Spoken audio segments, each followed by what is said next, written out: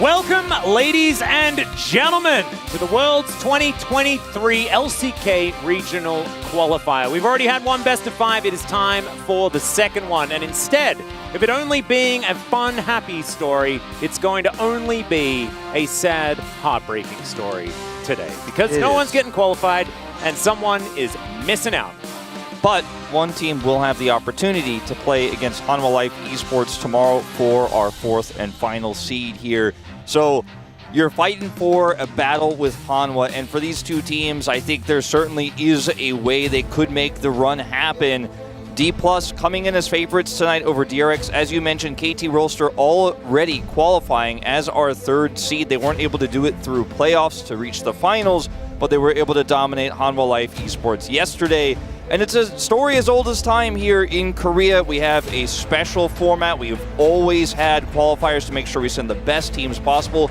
And when we got our 4th seed, we changed up the format. You've got 2 chances here now as Hanwha Life, and they will wait with bated breath against one of these teams they're going to face. They're going to study as much as they can today. They'll have extra preparation, but who knows if they'll be able to win that match tomorrow. Yeah, and this is a battle of the unbreakable spirits. For the rest of the 3 teams here, it's our last remaining members of DRX. That isn't Pioshik, right, who just went to North America and made it to Worlds that way. Kudos to him. However, only one of the teams will make their way through.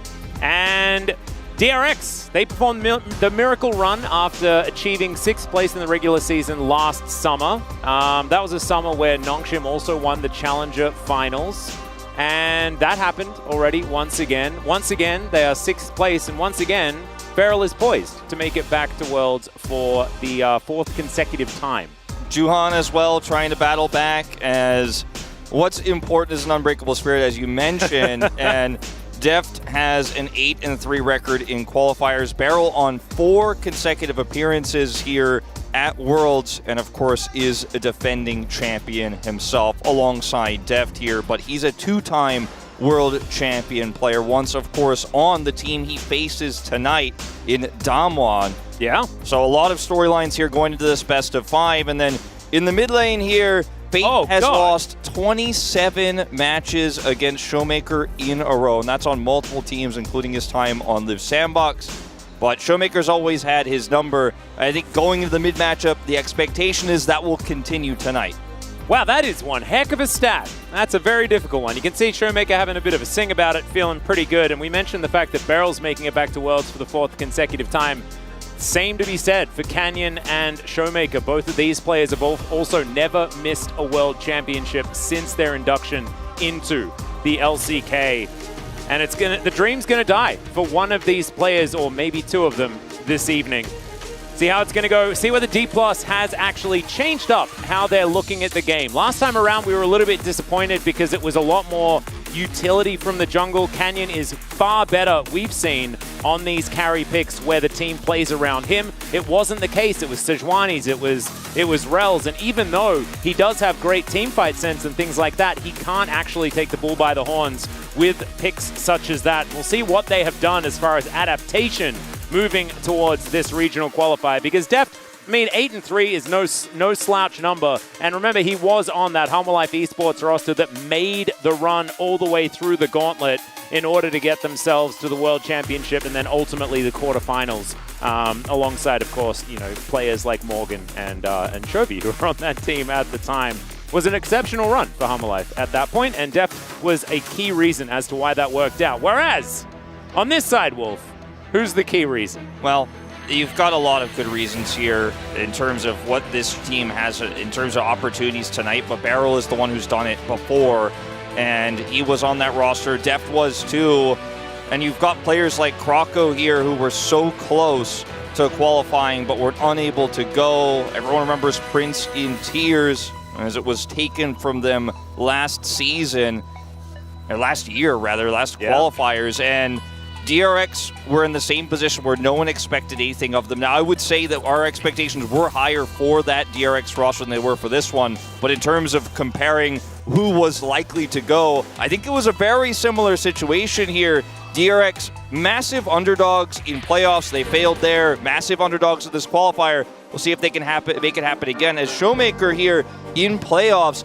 not having the greatest stats here, did top damage on his team in terms of damage percentage here, but Fate outclassing him in terms of damage per gold here. CS difference, similar story here to what you'd expect in regular season. Laning phase, very good for Showmaker. Notice that he did play the Jace, whereas Fate played the Ahri and the Nico, so playing a little bit more pick and engage, whereas Showmaker played the damage, and obviously that utility Uzier that has been so incredibly important ever since playoffs started. No, exactly right. I'm actually very impressed with Fate's damage per gold and DPM numbers, specifically on the champions that he played as well. Nico and Ahri, in 3 losing games. Like, that is kind of nutty. Fate, as we saw, was kind of popping off for this team and has been the guy that they've been playing around the majority of the time. Yes, Beryl is out there doing crazy stuff, either for better or worse.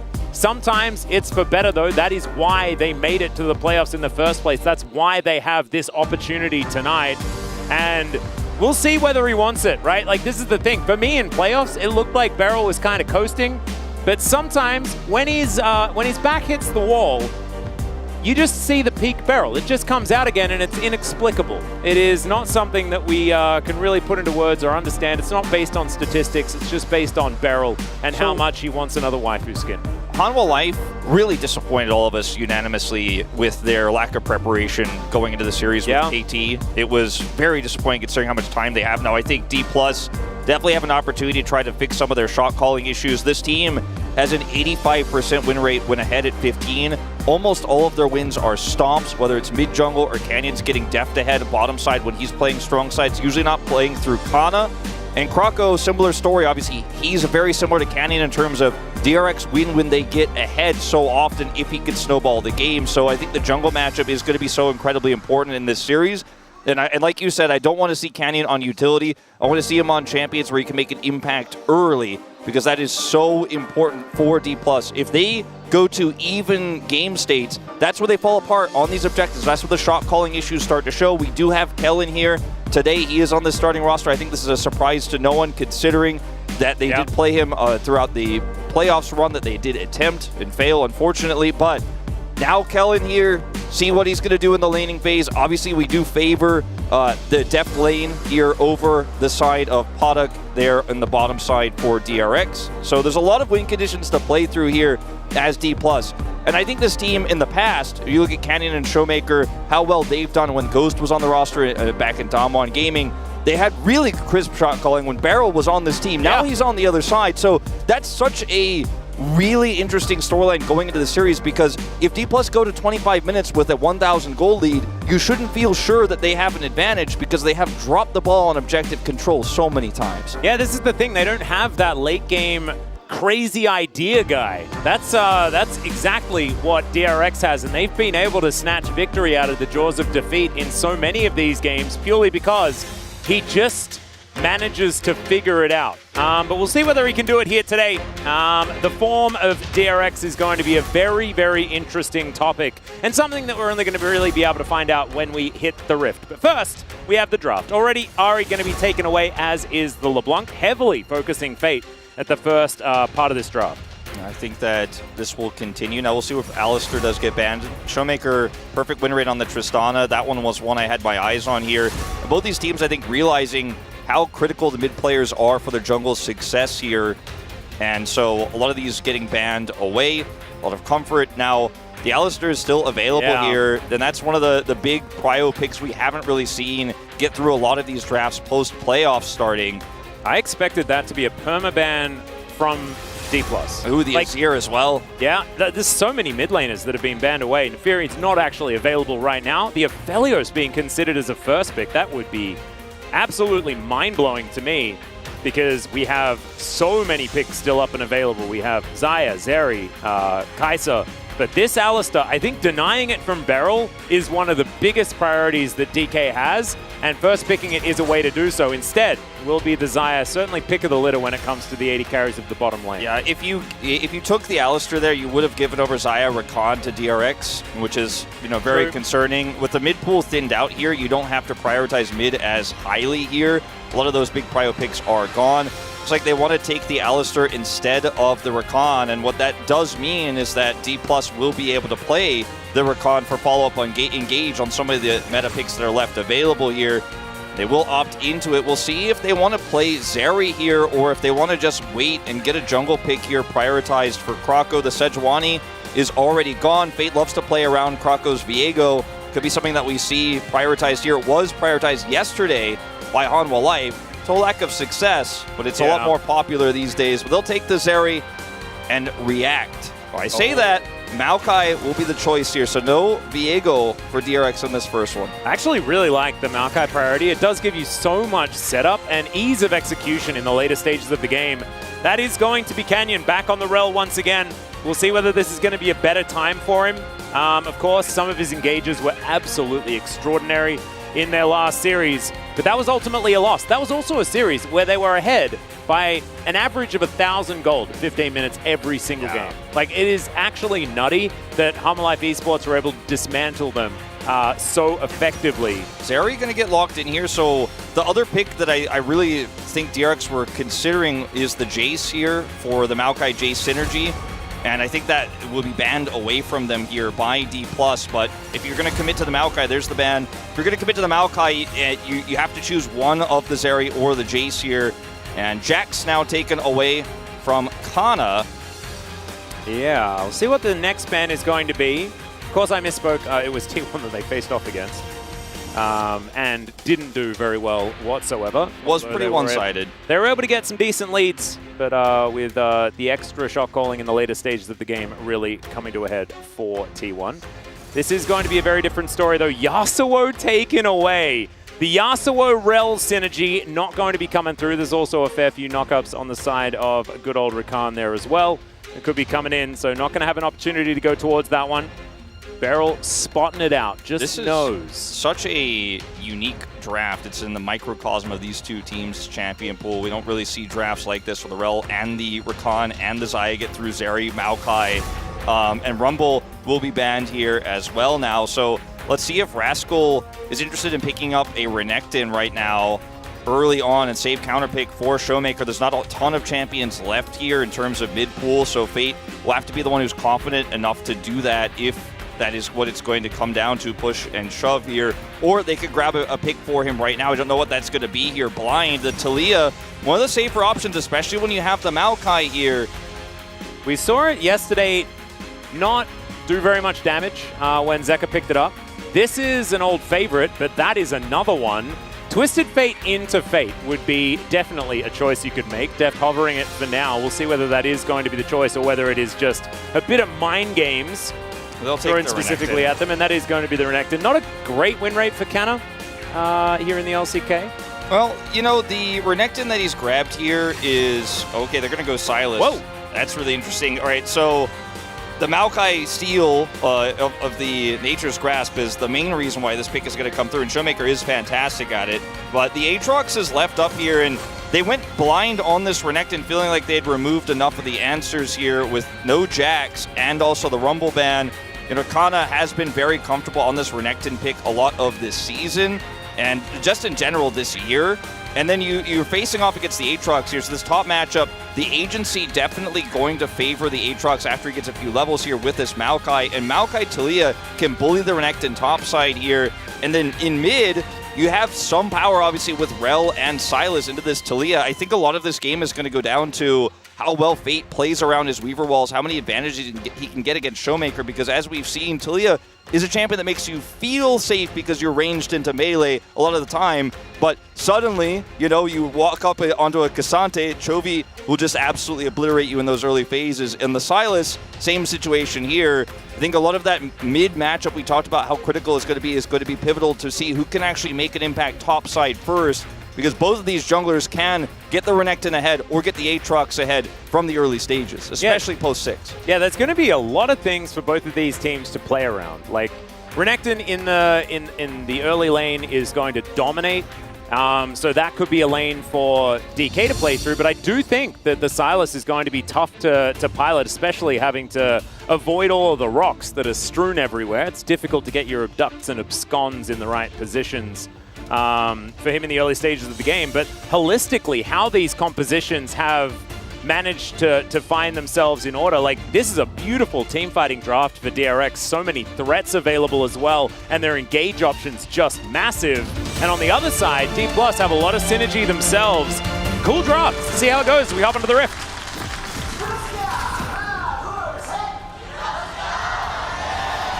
소환사의 협곡에 오신 것을 환영합니다.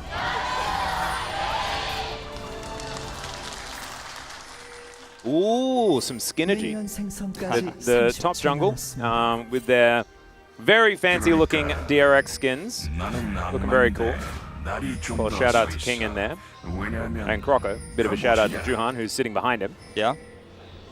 You mentioned the Renekton not being a great win rate for Kana this season. He's sitting at 36 on it right now, but I think that's a symptom of D+'s problems throughout a lot of this summer season because he was 10-0 on the pick in spring. Yeah, right? So he's very good at it, just not recently. But is it really about his Renekton play or is it about the team play is a question that, you know, I would lean towards the team play was more of an issue, not his individual play.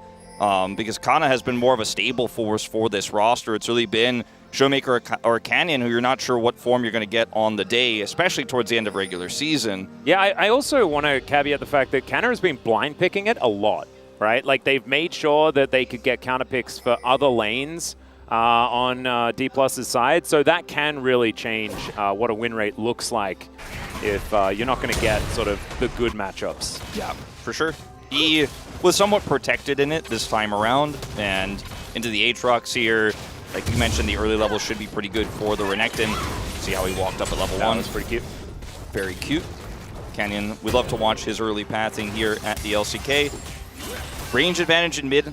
Obviously going to be a lead for Fate in the early levels here. Gets level 2 first, and then down here on the bottom side, it's Alistair level 1. So Kellen and Deft going to put the pressure on. Deft even putting the pressure on before the minions clashed in lane. It would have been really cute if they had have brought Doctarm up for this series, because we could have had actual wife swap in the bottom lane from previous years. Of course, Beryl and Deft winning Worlds together, but Doctarm and Kellen had been together for quite some time as well on a couple of different teams. Not to be the case, as there is a cheeky little ward hanging out here. Not able to get it over the wall. Sometimes it happens, you know? Talk to Skara about it. It happens to all of us. And Canyon going to come down here, relieve some of this pressure. Showmaker's now secured level 3. So has his full kit at his disposal, of course, minus the ultimate. Wow, look at this pressure. I mean, this is really how you can showcase what the power of Rakan Xayah is into the early levels of Alistair. Get that level advantage, get the stats advantage, just constantly throw those feathers in. And Kellen is just not missing a beat with these Gleaming Quills, just providing extra sustain and extra damage. It is actually really impressive. If you do manage to get this level of shove, we have seen the Gleaming Quill is a much better ability than it used to be in the past. It used to be probably one of the most useless abilities in the entire game. I still don't like it, but it's, you know... now it does more. It does nothing. more. You know, it's great. It's not very satisfying, but... You know what the best thing about it used to be? If you managed to steal an objective with Gleaming Quill, that was the highest value steal. Yeah. Because, like, it should never happen. Yeah, no, it was very impressive when it did happen. Like the return boomerang steal that we had a few years ago. Yep. Oh, my goodness. We did actually have a Gleaming Quill steal. It did happen at one point, I'm pretty sure. Oh, no doubt. I don't think that I was trolled by, like, an unsealed spellbook or something like that. Which hasn't been taken by this particular Rakan. So if Kellen steals it, we'll know if it was an auto or a Gleaming Quill. So Fate has gone for the early tier, and we know what that means in terms of builds here. They also grabbed Leandri's though, right? Well, please. Maybe. I'm not sold yet that that's what he's going to do. I'm not feeling confident that that's going to be the path here, but it could be, as he has also picked up early boots and is just really putting the pressure onto Showmaker here as best as he can early on in this lane. And if you keep him at arm's length into first strike as well, you have a really nice opportunity to deny some of that gold that Showmaker's just trying to farm away. It's over here. Whoa. Kind of getting real aggressive as he breaks some of Rascal's armor there. But just going to be taking some control. Speaking of control, ward goes down in this top side. they have a ton of information about where Rel is not on the top side. Like they're very much aware that if Kana gets gank assist top side, it's really difficult for Rascal to do anything at this stage of the game. He is going to take his first back opportunity now and grab those plated steel caps, which will relieve a lot of that power that Kana is going to have in these early levels. It's not going to turn the matchup around just yet, but it does make it a little bit more comfortable. So he survived the hard parts of these first few levels, and now, you know, Paddock significantly behind in CS here, but this is pretty naturally going to happen here in these early levels. And you mentioned how good the front line is for team fight here for D+, and how good the setup is for Xayah. But on the other side, there's a decent amount of setup for Zeri as well, if Rascal can get his first Dustblade reset, if they're able to set people up or cut the team in half with the Talia Weaver's Wall, the Nature's Grasp, and obviously D+ will have their own Nature's Grasp in a lot of these team fights as well. But I do think that the Zeri, the current state she's in right now, is not too bad for DRX. It is actually, like, it's really cool how valuable the Sylas is, but Canna is going to dominance here towards the top side, slicing and dicing after Rascal. The Infernal Chains will land. Canna will have to disengage because of it, but as we can see, able to get this full wave shoved in. Rascal continues to be under pressure, but now he has the World Ender and Canna has no R button, so that's kind of valuable. Canyon going to proc the Sapling and just run towards Paddock, who takes a fair bit of damage, but otherwise it's going to be all right. So it looks like DRX are just going to disengage from the situation. Control Ward not going to be taken away by Rascal here because there's a Crocodile lurking. Neither of these teams really want to hard commit to this Dragon just yet, fighting over a lot of control for it. It's the Weaver's Wall. Yeah, speaking of fighting, kind of going to have to get out of here. Does manage to just walk far enough. And Fate going to press his R button and not get very much joy from it. That's a big oof because they decided they just wanted to drop aggro on this Drake. They were fighting for so much control, but were unable to get the enough control to actually start the Drake or deny D+, and so they committed, okay, we have mid-prio, we can't collapse onto Dragon, let's try to make a play onto this Renekton. We have ult advantage topside, but the Weaver's Wall ends up coming up with nothing, and they surrender the Dragon. And this is with enough time here for D+ to set up to contest the follow-up Rift Herald. Kana will have his ultimate back, and that advantage they had topside ends up coming up with nothing here. And yeah, Showmaker is still behind in terms of the prio here in mid, but it doesn't ultimately matter, as Kana just walks it out, didn't even have to flash. Yeah, and like honestly, Showmaker is only behind by a bit of farm, you know, like 4 CS or something like that, hasn't lost a plate yet. And so as far as how Sylas is feeling in this game, probably pretty happy with how it's going. Beryl going to turn up to the mid lane and just hold on to this wave, but it looks like experience range almost going to be there for Fate, as Beryl's just pulverizing the wave, as sometimes you just like to do. Yeah. So it's a thing we all enjoy from time to time, you know. It just feels good to be an Alistair and be allowed. You haven't been press your buttons on knocking up champions that much. You're like, well, maybe some minions. Yeah. You know, just get the endorphins going. So that's going to be another wave that Showmaker does miss here in mid because of that assist from Beryl. They push that through very quickly, and won't be a plate going over to Fate here very likely, but Showmaker will lose another wave of minions, a decent amount of them. You can see Beryl and Kellen both don't have level 6 for this fight. DRX do have prio here. The Weaver's Wall still not back up. Rascal's ult's coming up in just a moment. There's going to be a tense fight here. Yeah, full information to DK though, as Canyon going to remount and look for his opportunity. Canna over the wall. Rage Bar is in a good spot as well, as Croco is going to get stunned up. There's the Flash Magnet Storm. Nature's Grasp comes in, but the Sylas is unkillable at this point because he's got the Unbreakable Will. And Beryl, I don't think, even had it available just yet. No, he did not. And so DK will wipe the floor with him. That's first blood at close to 9 minutes and an extra kill to boot. Plus, they'll grab Shelly. This is looking like a pretty good start for D+. It's pretty massive, and Paddock also going to have to get over the wall here. Wasn't really in any threat of dying, but losing that much health means that there should be a push available for Def to grab another split plate here with Kellen.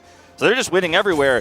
And the fight itself was really quite messy for DRX. They didn't have the Weaver's Wall, so weren't able to stop D+ from actually collapsing in there. And then the Renekton flank was absolutely fantastic. And Showmaker knows that he could steal that Alistair ult away and have the impact that Beryl could not in the fight. So we'll watch this again. You can see the turn here is very shaky as well from DRX because you're in a position where, yeah, you have an angle to Maokai ult a lot of this team, but it's too late. The Sylas is already on top of everybody. He's unkillable, and the Renekton is closing the door on any retreat, so it's just an insta-win, and they could reset, go ahead and take the Herald, albeit slightly delayed. Deft was denied that plate bottom side, so they did not actually secure that gold just yet, but still a huge win here. Now about 1,500 gold ahead. Yeah, this is kind of massive. And we've seen DK get to this point in the past, right? They're very good at playing out the early game. It's been when things roll around to more difficult questions in the later stages that they have struggled. That's where we're going to really be keeping our eyes peeled on how this team is going to perform. But right now, 2,000 gold at 10 minutes, you will definitely take that. That is not bad at all. And I want to say, like, Rascal actually got a fair bit done in that last fight. That third Q that he hit connected onto like 4 people with a couple in the sweet spot, which was definitely valuable. Just ultimately wasn't enough because of Croco getting caught out by Kanna's great positioning, and ultimately it came down to information advantage, something we were talking about yesterday. Yeah, it's really important, and the flank was huge, and Kanna has been crushing this lane. I mean, obviously Renekton is supposed to have a pretty decent advantage, but now 10 CS up, having the ability to flank like that means that even if you have those really nice sweet spot hits as the Aatrox, the Renekton is just going to have higher value. So setting up for the Sylas to close the gap before Croco's ultimate can do anything. I think DRX were pretty greedy, to be honest, about how they wanted to set that one up without the control they needed there with Maokai. As Kellen's going to come up here for a gank topside. Rascal has no flash. This is pretty cute, actually. Kellen getting out of lane a little bit earlier than he otherwise would have. And not going to find anything. So Kanna just going to waltz up and hit an Iron Spike whip, something like that. And Deft continues to farm here towards the bottom side, of course. Does not require the aid of a Rakan, especially when Canyon's here to deliver him a Void Monster. And Shelly going to get a bit of a headache, but otherwise provide a bunch of gold for D+. Deft is going to be able to collect these plates. There'll only be one remaining after this, and a whole bunch of money for this Zai. He's going to be feeling very, very good. Walking up to a couple of people on the side of DRX. He has a 3-level advantage over Beryl right now, who has just been roaming around. As right, Everfrost is going to land onto Fate. The Magnastorm will get Bramble Smash, but in goes Showmaker. He wants to find the stun, but Fate is going to have that ultimate blocked. He will be all right. Still, DRX under so much pressure. This Drake is going to go over to D+ as well. Fate has too low HP to make an impact with Weaver's Wall. He has teleport, but he doesn't have the time to come over and contest. So D+ just winning every single small skirmish, every single small objective, because they're able to find a timing window where Podok backs without finishing his call, by the way. He's 3 off of it, and the awkward timing where Barrel's trying to help Fate push in mid means that he's not there, so they get the free push there uncontested with the Herald. Grab all those plates, deny a little bit of CS. Now it's almost 20 CS. Deft is up. And then they turn it into a play mid there and push him back. Fate gets too low. It was really well handled by Croco to block for that follow-up ultimate there from Showmaker, but while they live, they will lose Drake. And it's Hex Tech Soul with a 2 Drake lead here for D+, with already a massive advantage in gold. And this is really starting to look problematic. And obviously, if Zeri gets a chance to get a few kills in a fight, you're going to feel good about that, but there's no one to set her up right now, especially when these Weaver Walls are just not being used aggressively. Only the one that we saw, which came up completely empty. It has been a little bit of an issue. DRX just haven't been able to get off the ground. The one thing that I do want to say, though, is kind of want to celebrate D+ actually fighting around things. Instead of just fighting for the sake of fighting, they're fighting around a dragon priority, right? You fight in that mid lane, then you don't need to feel desperate to actually get kills. It doesn't feel that bad because you still get control of the map and then you get the objective afterwards. As Deft wants to be able to take this turret, but Podok is going to deny it for now. Blade Caller does come through, and Kellen not able to actually wrap around. So close to the full plate setup. Will be denied here in 4 seconds to go. He's not going to get it, so pretty critical here, but doesn't change the fact that Deft is feeling very happy with the advantage he's sitting on right now. His Kraken Slayer already done. He's got a BF sword picked up here, and you know, obviously the Talia build is slightly slowed down by the fact that he did index into that tier early, but Showmaker is also ahead. He's got Everfrost.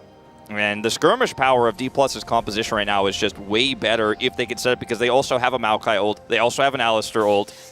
And like you mentioned, the value of ults to steal here is very high. And we're heading towards like it's we're on perfect game pace right now, and DRX haven't even managed to get a plate. Yeah. Like that's how pristine the D+ side of the map is right now. may see a little bit of a response, though, as Canyon is going to move forward. There's a great knock-up onto Croco. The Nature's Grasp comes down. Ultimate from Puddock there. Can he actually get himself a kill, though, is the question, as the unbreakable will of Beryl will keep him alive for the moment, and Puddock is just there playing defense. And now Canna is just moving towards Rascal, is going to be able to flash on top of him. There's a big old Q, slices and dices himself out, and that's a solo for the D+ top laner. Yeah, he was also able to pick up all those minions on his way out. Very easy, and this game is looking like a wash right now. And the only opportunity DRX have tried to capitalize on was this ultimate there from Croco top side, but Puddock is sitting on a Cull, a longsword, and I don't even know if he had that longsword for that last fight, and a Shiv, so he just doesn't have the damage at this point in time to compete with what Deft is sitting on. So you don't instantly blow up a target there, and how can you with this tanky lineup?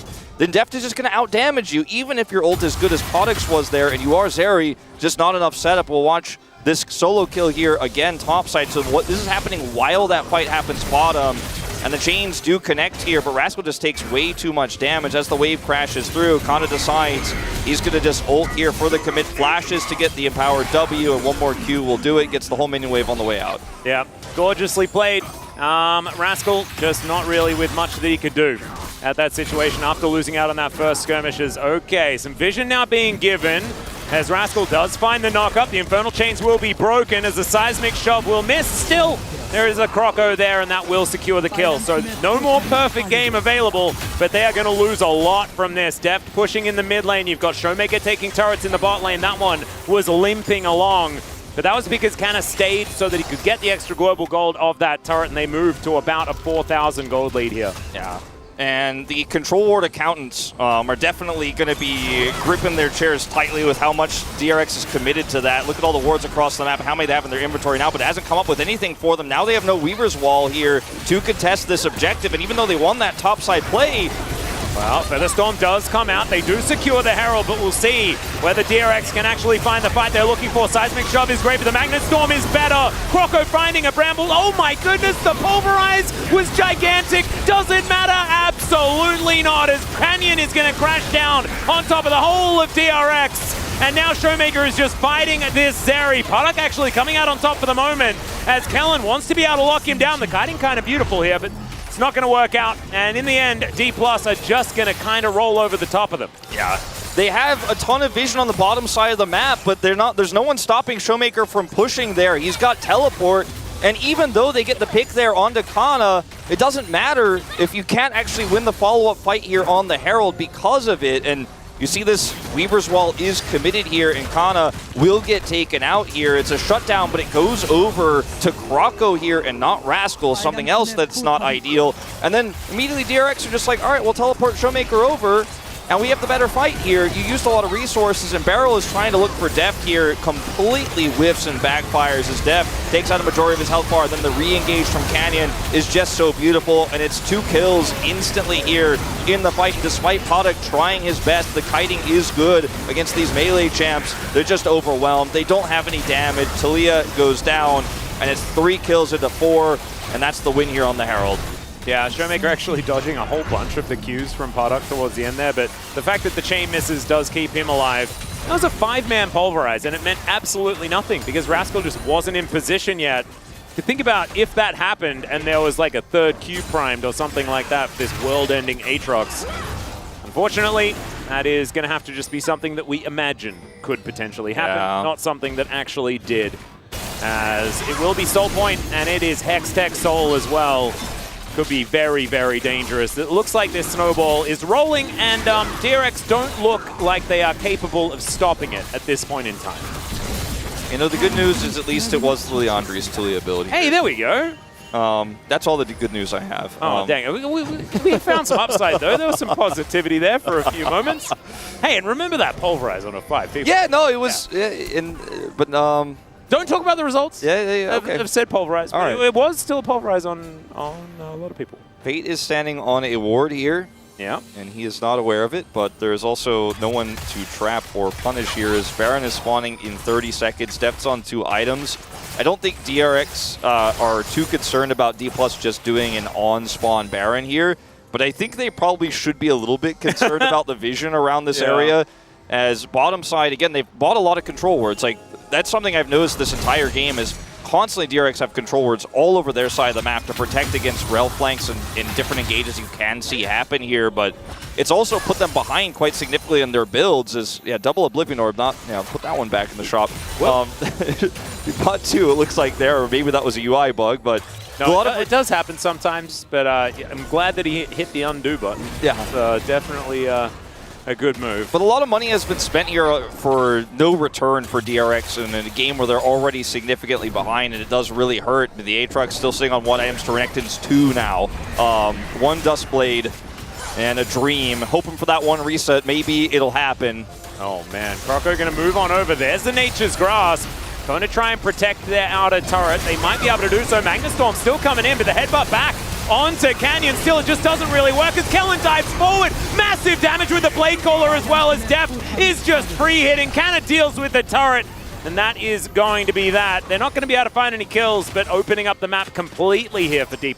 Yeah, now D+ can clear this wave and have a consideration about, okay, like, can we actually start Baron after a reset here? The map is opened up completely for them now, and there's just 1 trinket in this pit, which I think, Showmaker not actually going to go clear, but you do have, as D+ now, supreme control over the map, and the wards that DRX have had all the time on their side of the map are also now kind of fading away. You don't really see a whole lot of vision here for DRX, so now you're walking into Sylas, Xayah, Rakan, Rel, which is the biggest and scariest threat, and Renekton every time you try to go in clear vision around an objective. And now the time is for a teleport engage. Yeah, the Weaver's Wall is going to be used from Fate to get himself out of there, but that means that that tool is just no longer going to be available. Beryl doesn't have his ultimate, and Showmaker now does. So it's actually it's an ultimate swing. As Beryl's going to have to wait a little bit of time. Showmaker is going to bring Croco away. Does find some chains there as the Extendo Beam does a fair bit of work. Showmaker was still looking to try and go in 1 versus 3 because the rest of the cavalry were on their way. And Renekton still pushing bottom side here. Kana can join at a moment's notice. There's plenty of teleport wards for him to come to, and you see Rascal is also knowing that if he tries to win that teleport war, he will be interrupted. And so this is a really tense situation now for D+. And Kana's like, well, while you're thinking about it, I'm going to take half of this turret with my Demolish. And this is D+ now not starting Baron, but the idea of Baron, the threat of Baron is really just pulling DRX towards the pit. And they can't get control of vision. They can't engage. They don't really have strong engage here. And Croco, yeah, he's got his Nature's Grasp back, but you can't actually follow up on it with anybody right now because you just have no control whatsoever. Where do you even angle this? You can't get vision in this pit. Yeah, and DRX are going to be able to move on over. They do know that this is happening, but are they going to be able to get Croco into the pit is going to be the question here, as Showmaker still has the Unbreakable Will. They're looking for a turn. They don't want the 50-50 as Canyon will get shoved back, and they secure the Baron. No way for Croco to get in there. He's just too far away as now Showmaker dives forward. He's got that Unbreakable Will and he will pop it, and he's keeping everyone busy. Beryl will go down. Deft is just going to shoot whatever's in front of him.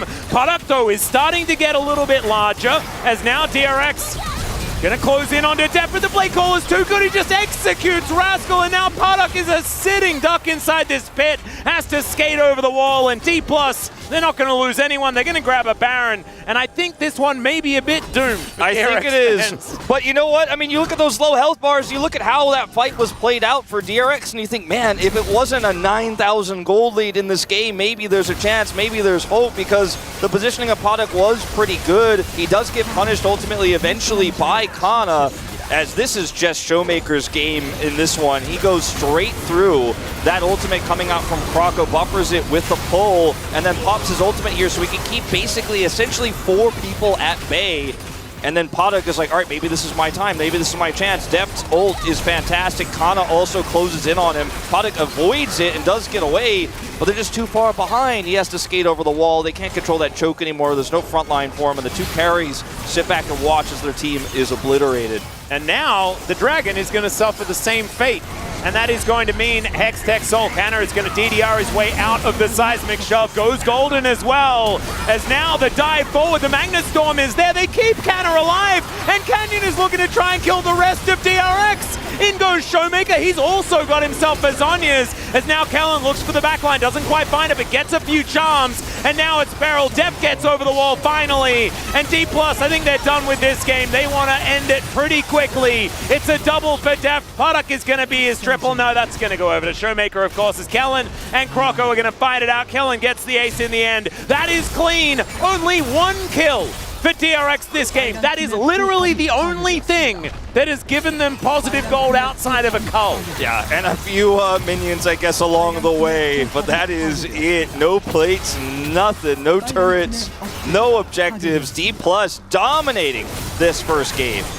And I just want to say, it's really sad that Canna was picked in that top lane, because that's the only thing stopping this from being a perfect game here in game number 1. An 8,000 gold Baron power play is one of the largest we've seen for a while. And D+ will walk away victorious after game number 1. Yeah, a very one-sided game, and every single way, like in every single aspect. The laning phase, the objective fights, the macro, the map reads, and there just wasn't really even one time where you felt worried for D+ in this game, where you felt like maybe DRX had a pick. And when they killed Kana on the top side of the map, they lost the objective, lost subsequent fight anyways. Like, it's just, his sacrifice was worth it, I guess, you know? Yep. And there's something that's going to have to change going into these next few games. I thought the draft was fine for DRX. Nothing that really stands out as a problem here. The Aatrox into the Renekton is, you know, that one is one where you go, not 100% sure about that. But Showmaker had the Sylas. That was the answer to the Maokai. The Renekton in the early game, blind, didn't matter to the Aatrox. He got advantages there. The Rel, I think that's one point that DRX are definitely going to be looking at going into game 2. No, I think you're right. I think Canyon, like, we were talking about the fact that, oh, utility, maybe that's not his thing, but he was kind of like a carry on that champion, so I'm okay with it. If he's just going to be the vortex that destroys DRX, then that is all right by me. It's time to go to a short break. When we get back, the space will break down that game, and we'll have game number 2. See you then.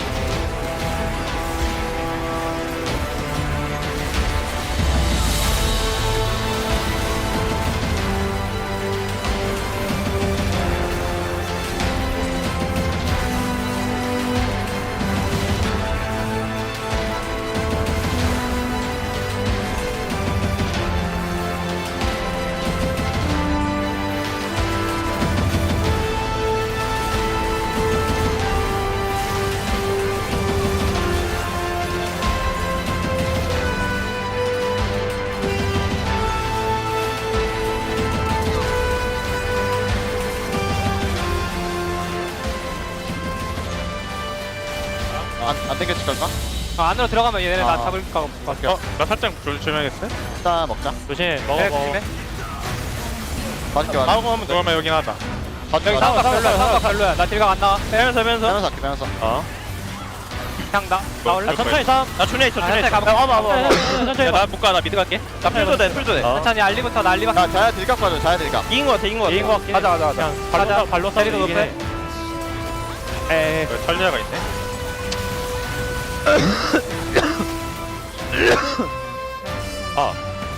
이기지. 어떤 건 끝날 것 같은데.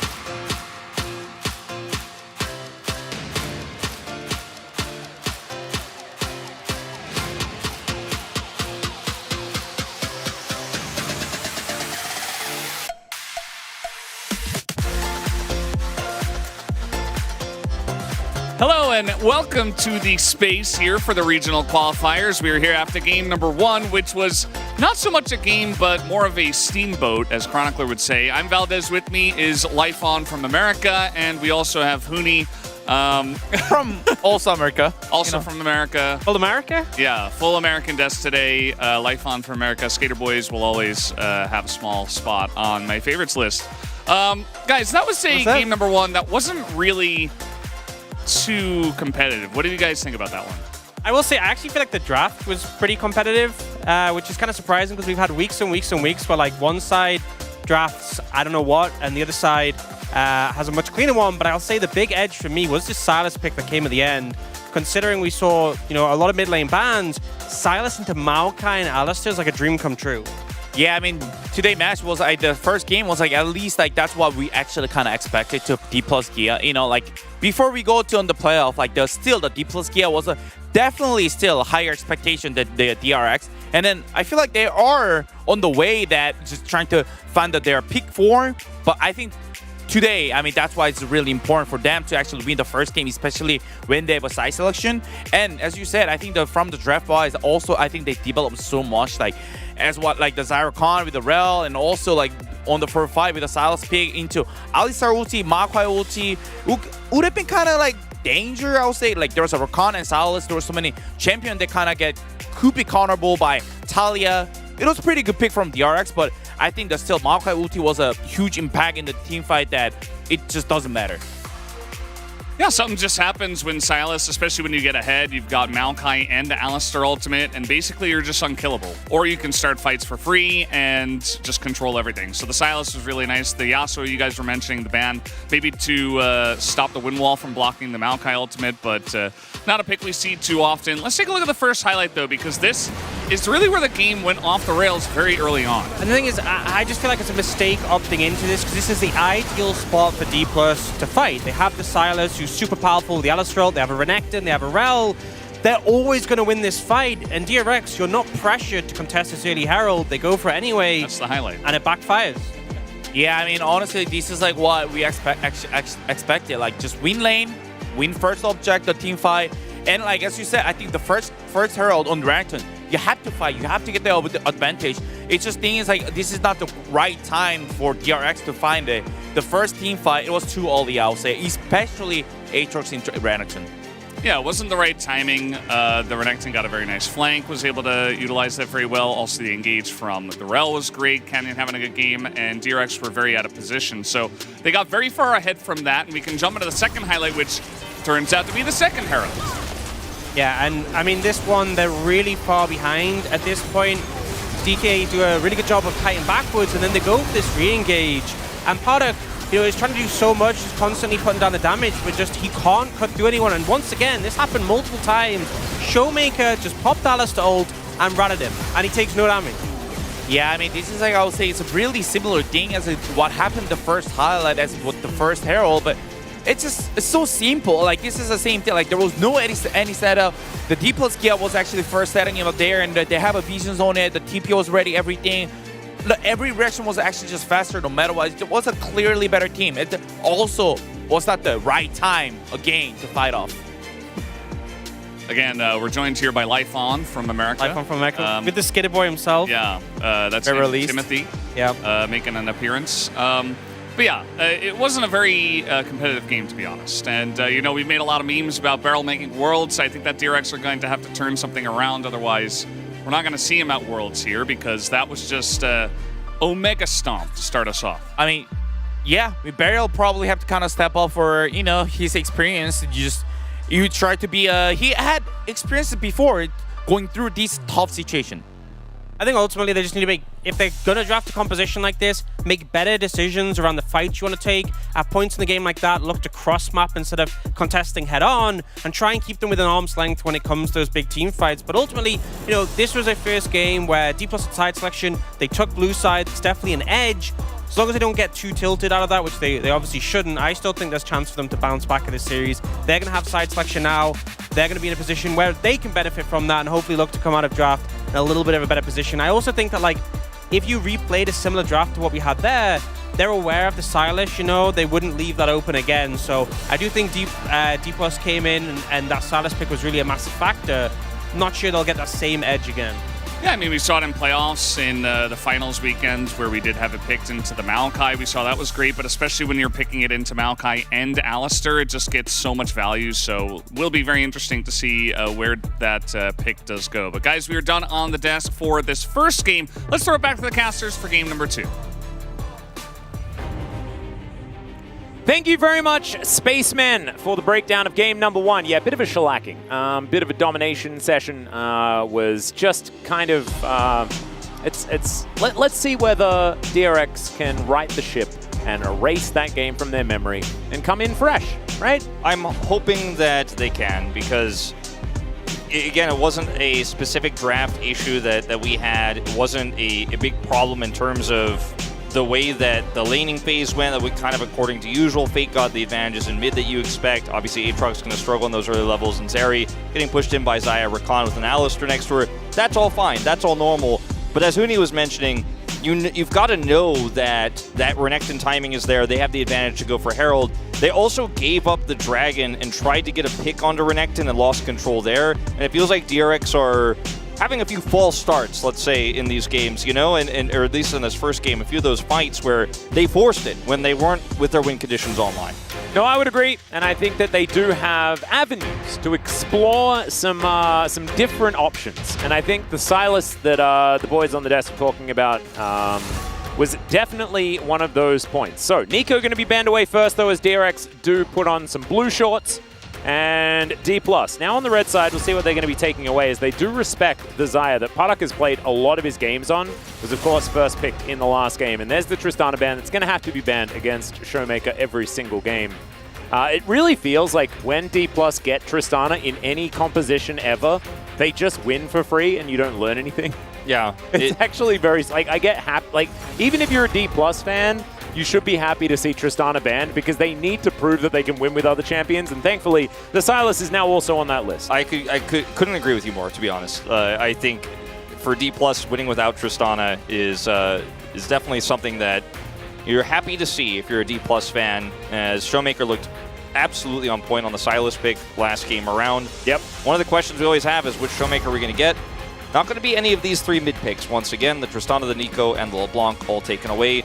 Fate loses his Ahri pick once more. And we'll see if they want to ban away the Maokai here, if they'll leave the Sejuani. There's both picks quite strong, and maybe even Krako picks up first pick Rel if that's left open. There's a lot of jungle picks here that are high prio right now that are all up, and D+ only get to ban 1. See which one it's going to be.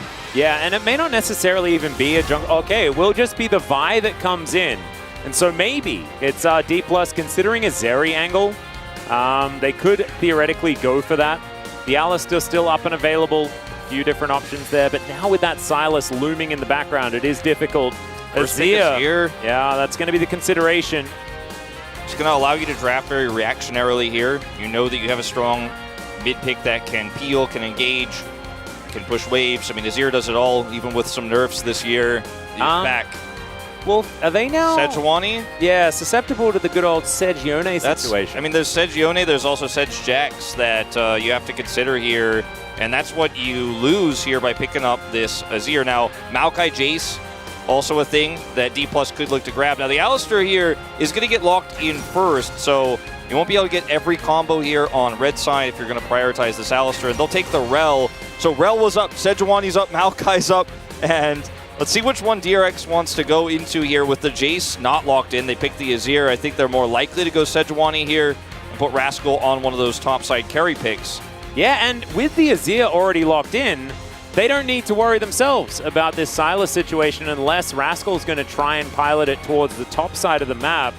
This is kind of awesome for D+. And the Rel obviously a flex here.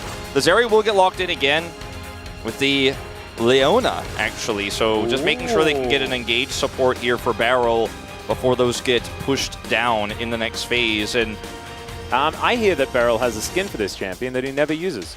Yeah. So with the Alistair Rel here, you know you're facing Rel jungle. You've got the Alistair bottom side. We don't know what Deft is going to play just yet. And he's going to opt into the Aphelios. I don't think he wants to play something like Illusion here because the Alistar's early level is just too weak for that. So he's just going to pick the next tier of scaling AD carry and see what the bans are going to be here now in the second phase, because you know that Sejuani is still looming potentially for DRX. That's something they could lock in. Poppy also a strong pick for early game control here with this Azir. Yeah, I think Poppy Azir, a great denial. It does mean that one of the Sejuani or Maokai are getting through, and I think you're probably okay with Croco trying to play Maokai again, because it just didn't look all that whelming in the first game, to use English inappropriately. Yeah, Talia going to get taken away. This has been the soft counter to Azir so far, and we know how good Showmaker is at it, and Canyon Showmaker used it as a flex pick quite a bit in the past. As I feel like the Sejuani, just absolutely has to get banned here, and there's no surprise here. And what's going to be that final ban here? It will be the Gnar, actually. Not going to be banning away the another mid pick here. And now if you're D+, do you want to go for just a Renekton here, the Jax denial, or going to go for Cassante frontline here for D+? Is pretty insane now for this Aphelios. Yeah, it is surprising to me that they don't save counterpick for Canna, because it's already a face-up Azir, right? And so Cassante going to come in, and they're going to pick, unless Showmaker decides that he wants to play Cassante himself. Could happen. Something that could happen. They also could see if it's going to be Maokai and then pick Sylas again. Yeah, true. And that's another thing you have to consider is, okay, this is going to go through front lines, and this is also going to go past front lines. So I love this into Aphelios. The finishing touches here for the draft for DRX actually really nice. It's setting up the Zeri for success and just trying to shut down the Aphelios, because now, if you're Showmaker, you can't really play Sylas very comfortably. Yeah, you got great ults to steal, but you're not a lot of damage. Yes, you can. This is an incredible Sylas. But hear me out. If Def dies first by any of these engages, you have Emperor's Divide, you have Leona, you have Unstoppable Force, and you have Paranoia. If Def dies first, there's no real damage here for D+ in this team fight. That's true. And so I love this for DRX because they're like, we're going to kill Deft, and now he can't play Sylas. Showmaker can't play Sylas because there's no other damage in this comp. But D+ are like, it's Deft. You think he's going to get caught? You think he's going to mess us up? We got Alistar as well. So Alistar great at disengage. Rel pretty decent at disengage. And all Deft needs to do is survive that initial engage, and then he can pop off. And as you mentioned, the turn with this Sylas, or as you were alluding to, the turn with this Sylas, the ults you could steal are amazing. Not to mention the fact that if you steal Paranoia, Croco can't use Paranoia.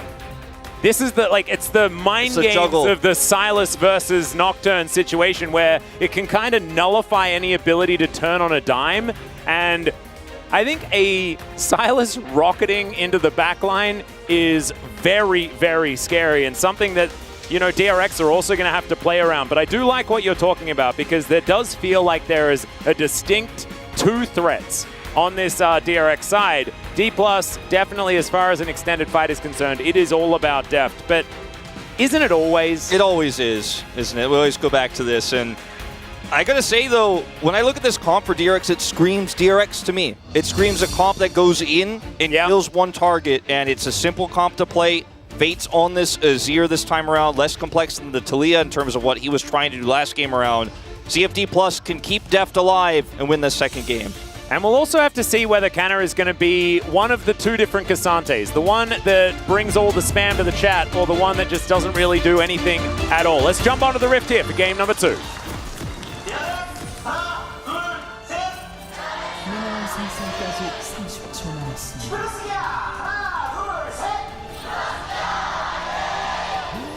All right, big thanks to our announcers once again being used here for the World's Qualifier. I'd love to see Khan making another appearance here in the LCK. His voice, at least. Any bit of extra Khan that we can get here in the LCK, we're very happy about. It was quite sad when he left. And I wonder, when he's finished the military, whether he will become involved once again. As Croco with the perfect skin choice. Also a bit of skinergy between him and Rascal there towards the top side. And Fate.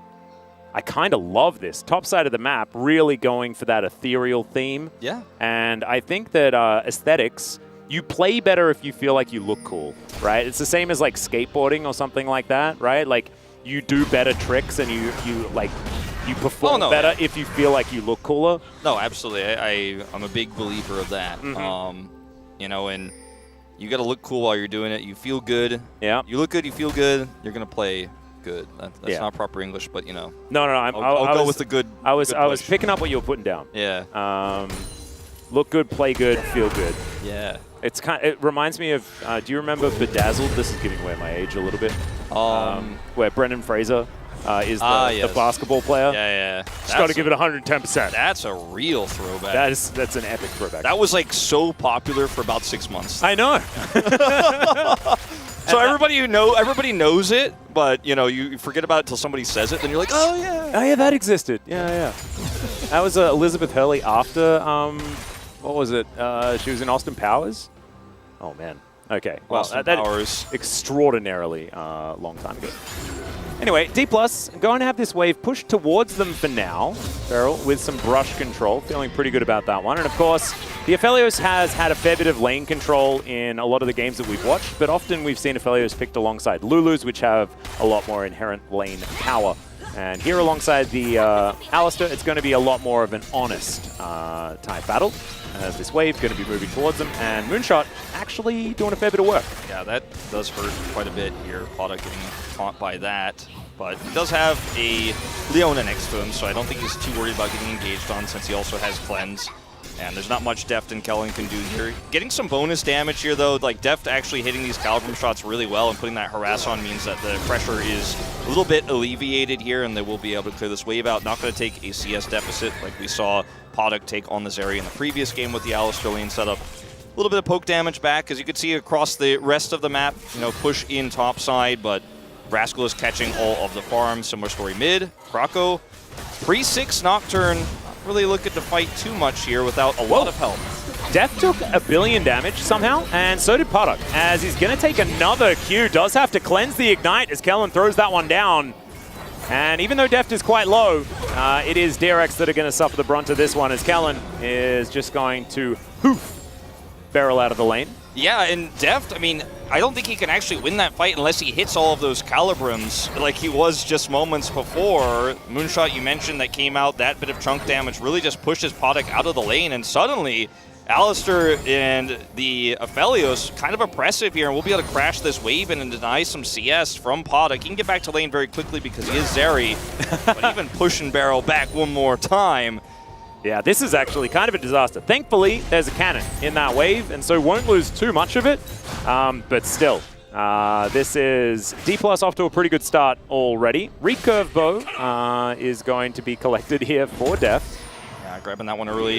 And Croco was able to get the top scuttle, so he didn't get double scuttled there after Canyon. Kind of got the jump on him there in the jump when they lost control of bottom side. So he's at least staying pretty even in farm himself. As Rascal here, a bit of trouble in these early levels right now, running a bit low on mana. You know, champ release diff coming into play here a little bit, but he's got cookies. He's going to be fine, and will actually take the chance to back now. If you're wondering how much Sante's abilities cost, I'm going to have to hold that thought, as there is a Flash Pulverize, and Zeri's going to have to skate away out of there, but Deft is going to flash the wall immediately. Zenith's Blade is dodged. There's the auto, and that is the World Champion AD carry that we were expecting. Deft just outplaying. I mean, Deft is just hands-dipping this lane so hard, basically by himself. I mean, Kellen's going through the motions with him, but Deft is just looking at Poduk. He's doing he points to his eyes and points at him. Like, I've got your number on this one, and he is just going to crush him here twice in a row.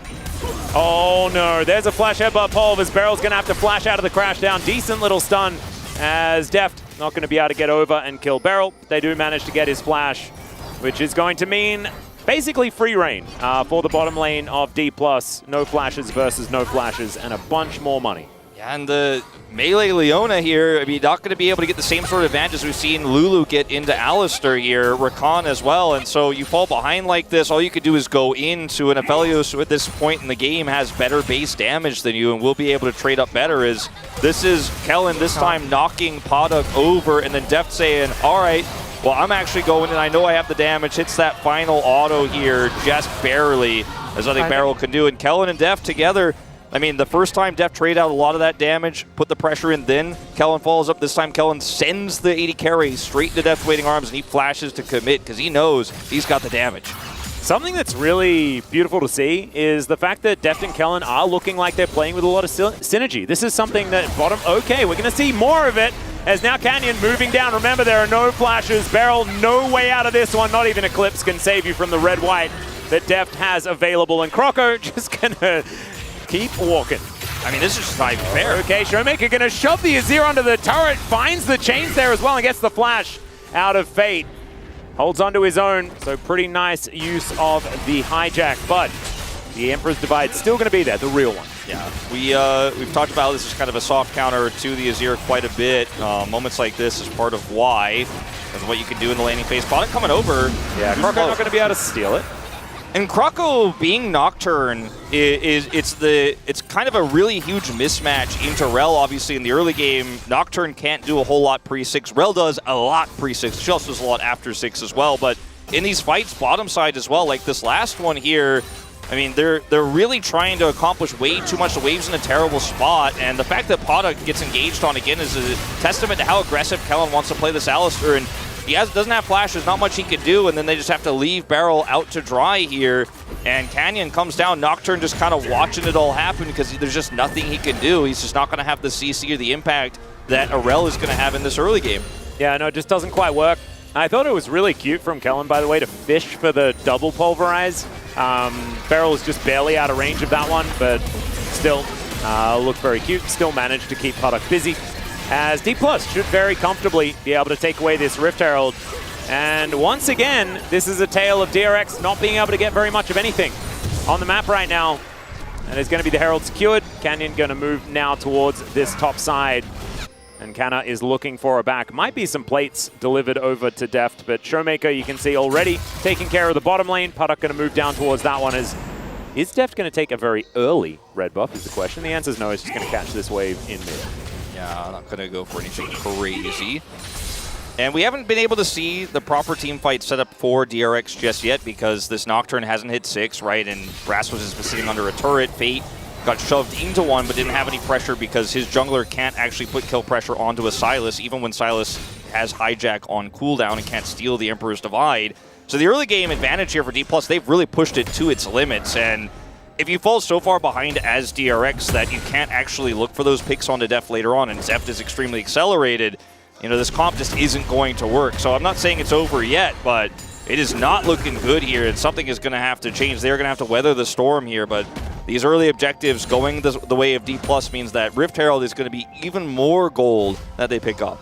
Yeah, I wonder where it's going to be used, whether they'll use it for map control in mid lane or just more money for Deft in the bottom lane. I assume it's probably going to be the latter option, knowing D+. But we'll just have to see. I think with the amount of control they have down there, I would agree.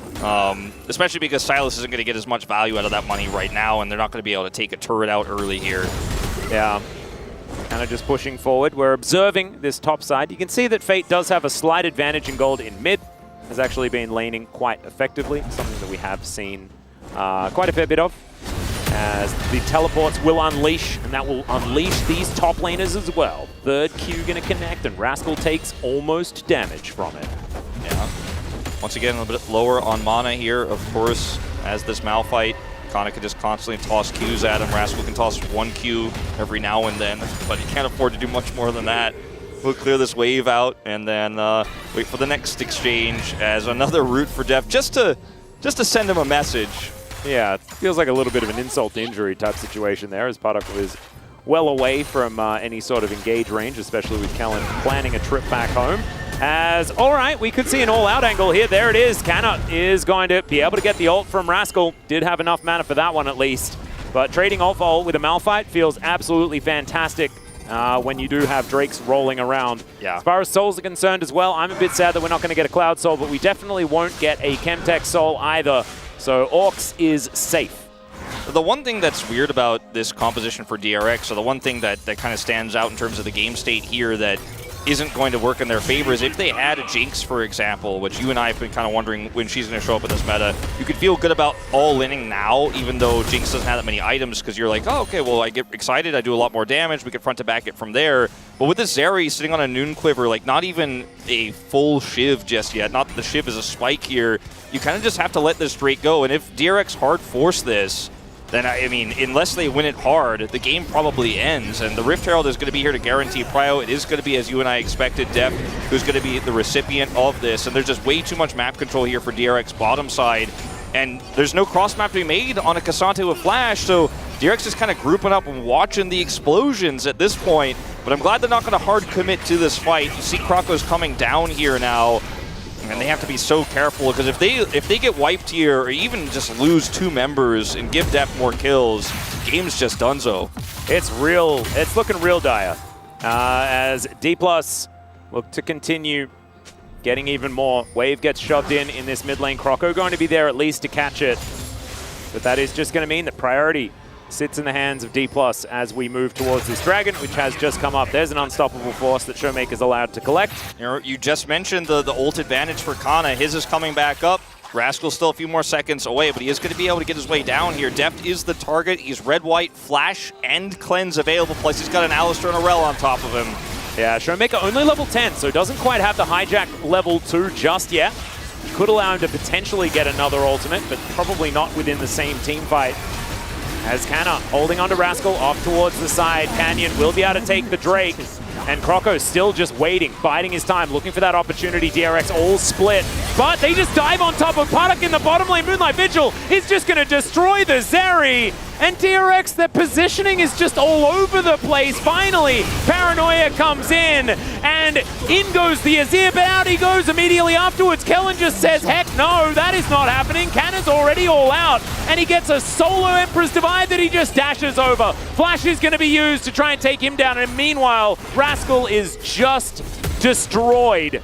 D+ are just winning everywhere and more. Krako's back going to get interrupted here as well, and if this wave crashes through, he might be in trouble. I think he is. Yeah, Canna he's got enough mana for most of his abilities. He's Cassante, and now Kroko, yeah, he's only got 1 spell shield, and this is just bullying Wolf! And guess what? Deft went for Stopwatch Rune. Guess what he's got available for that 1 engage in this first spot, in this first fight? He's got it. He just goes golden. There's no follow-up. Barrel tries to get on top of him.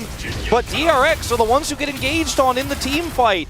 And if we watch the replay again, it's picture perfect. Our observers put Deft in the center of the screen because he is the only thing that matters. Can they get to him or not? Look at Showmaker and Kana saying, no, they can't. You cannot engage onto this guy. And then when DRX say, let's back off, let's give up, boom, engage onto Zeri. Barrel is going to try to turn this one around. Deft has that stopwatch rune at the ready, so when the Paranoia comes through, he goes golden, and Kellen helps disengage with a beautiful headbutt here onto Fate.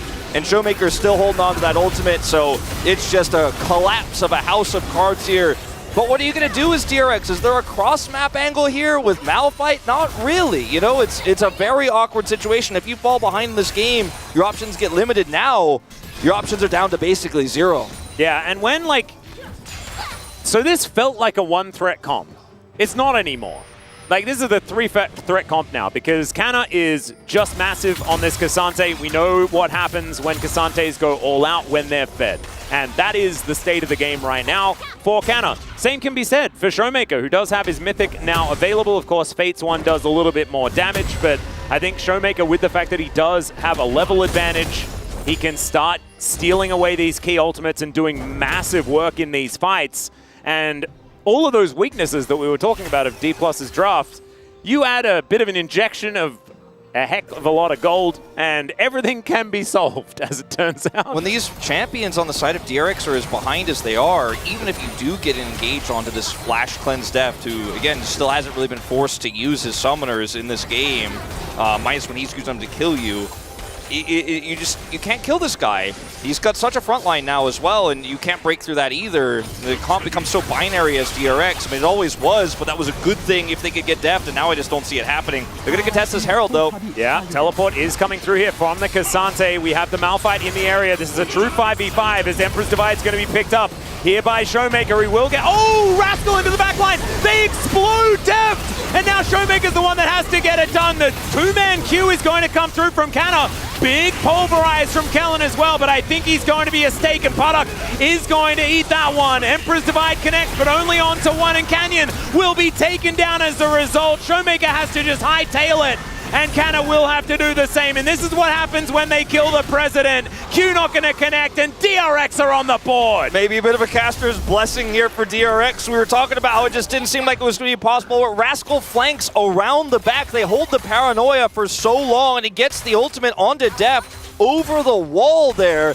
And even if they had an inkling that Rascal was back there with the paranoia running, it's impossible for Deft to react, and he would have had to flash towards DRX in order to avoid it. Very likely there. There's just so many threats while Puddock just sits back in waiting. Once that 80 carry is down, he presses ult, and that bounce damage is going to be huge with his ultimate and the static shiv.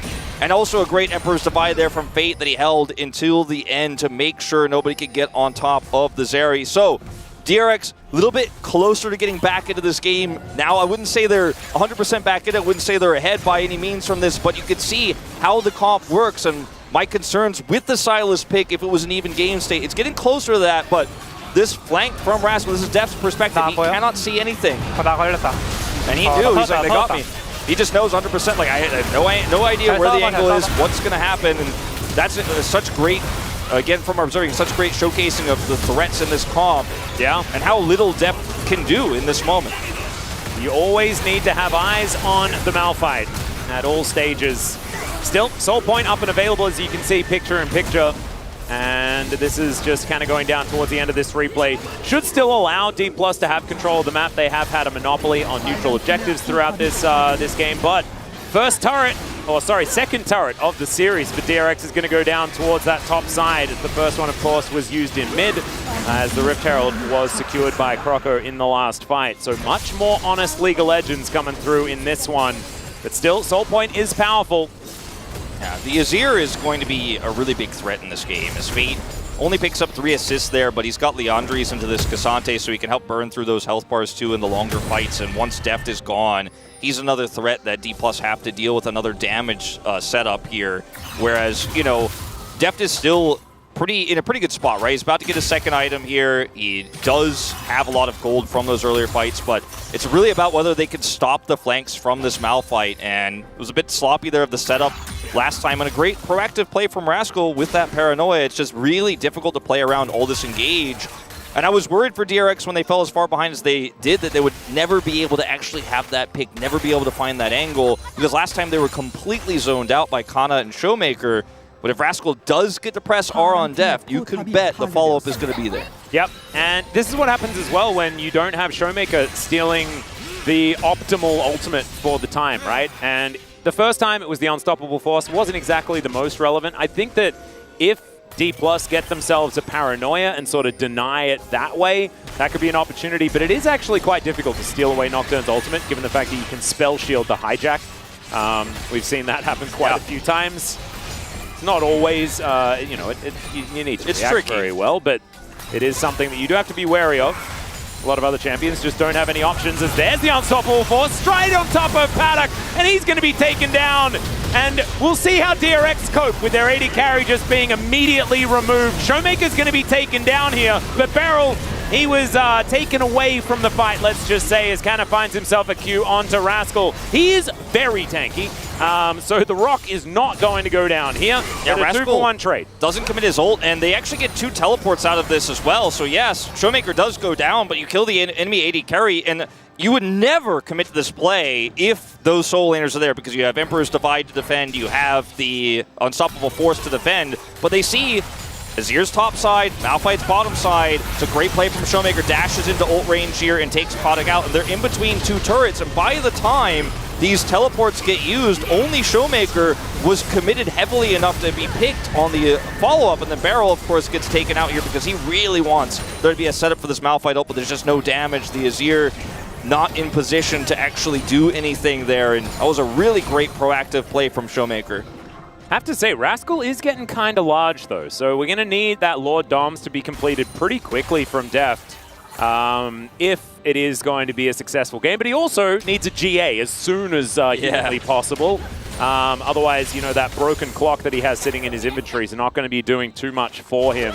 Quite a few necessities to make sure that this Aphelios can stay alive in this game. Just glad that we have an honest game of League of Legends on our hands here for game number 2. DRX really showing some signs of life, showing some development over the series. Yeah, definitely true, and I really like just how they realized the side lane setup was detrimental to a defense of a dive like that, and that's hijack value from Showmaker. Does, of course, get punished on the play himself, but absolutely worth it.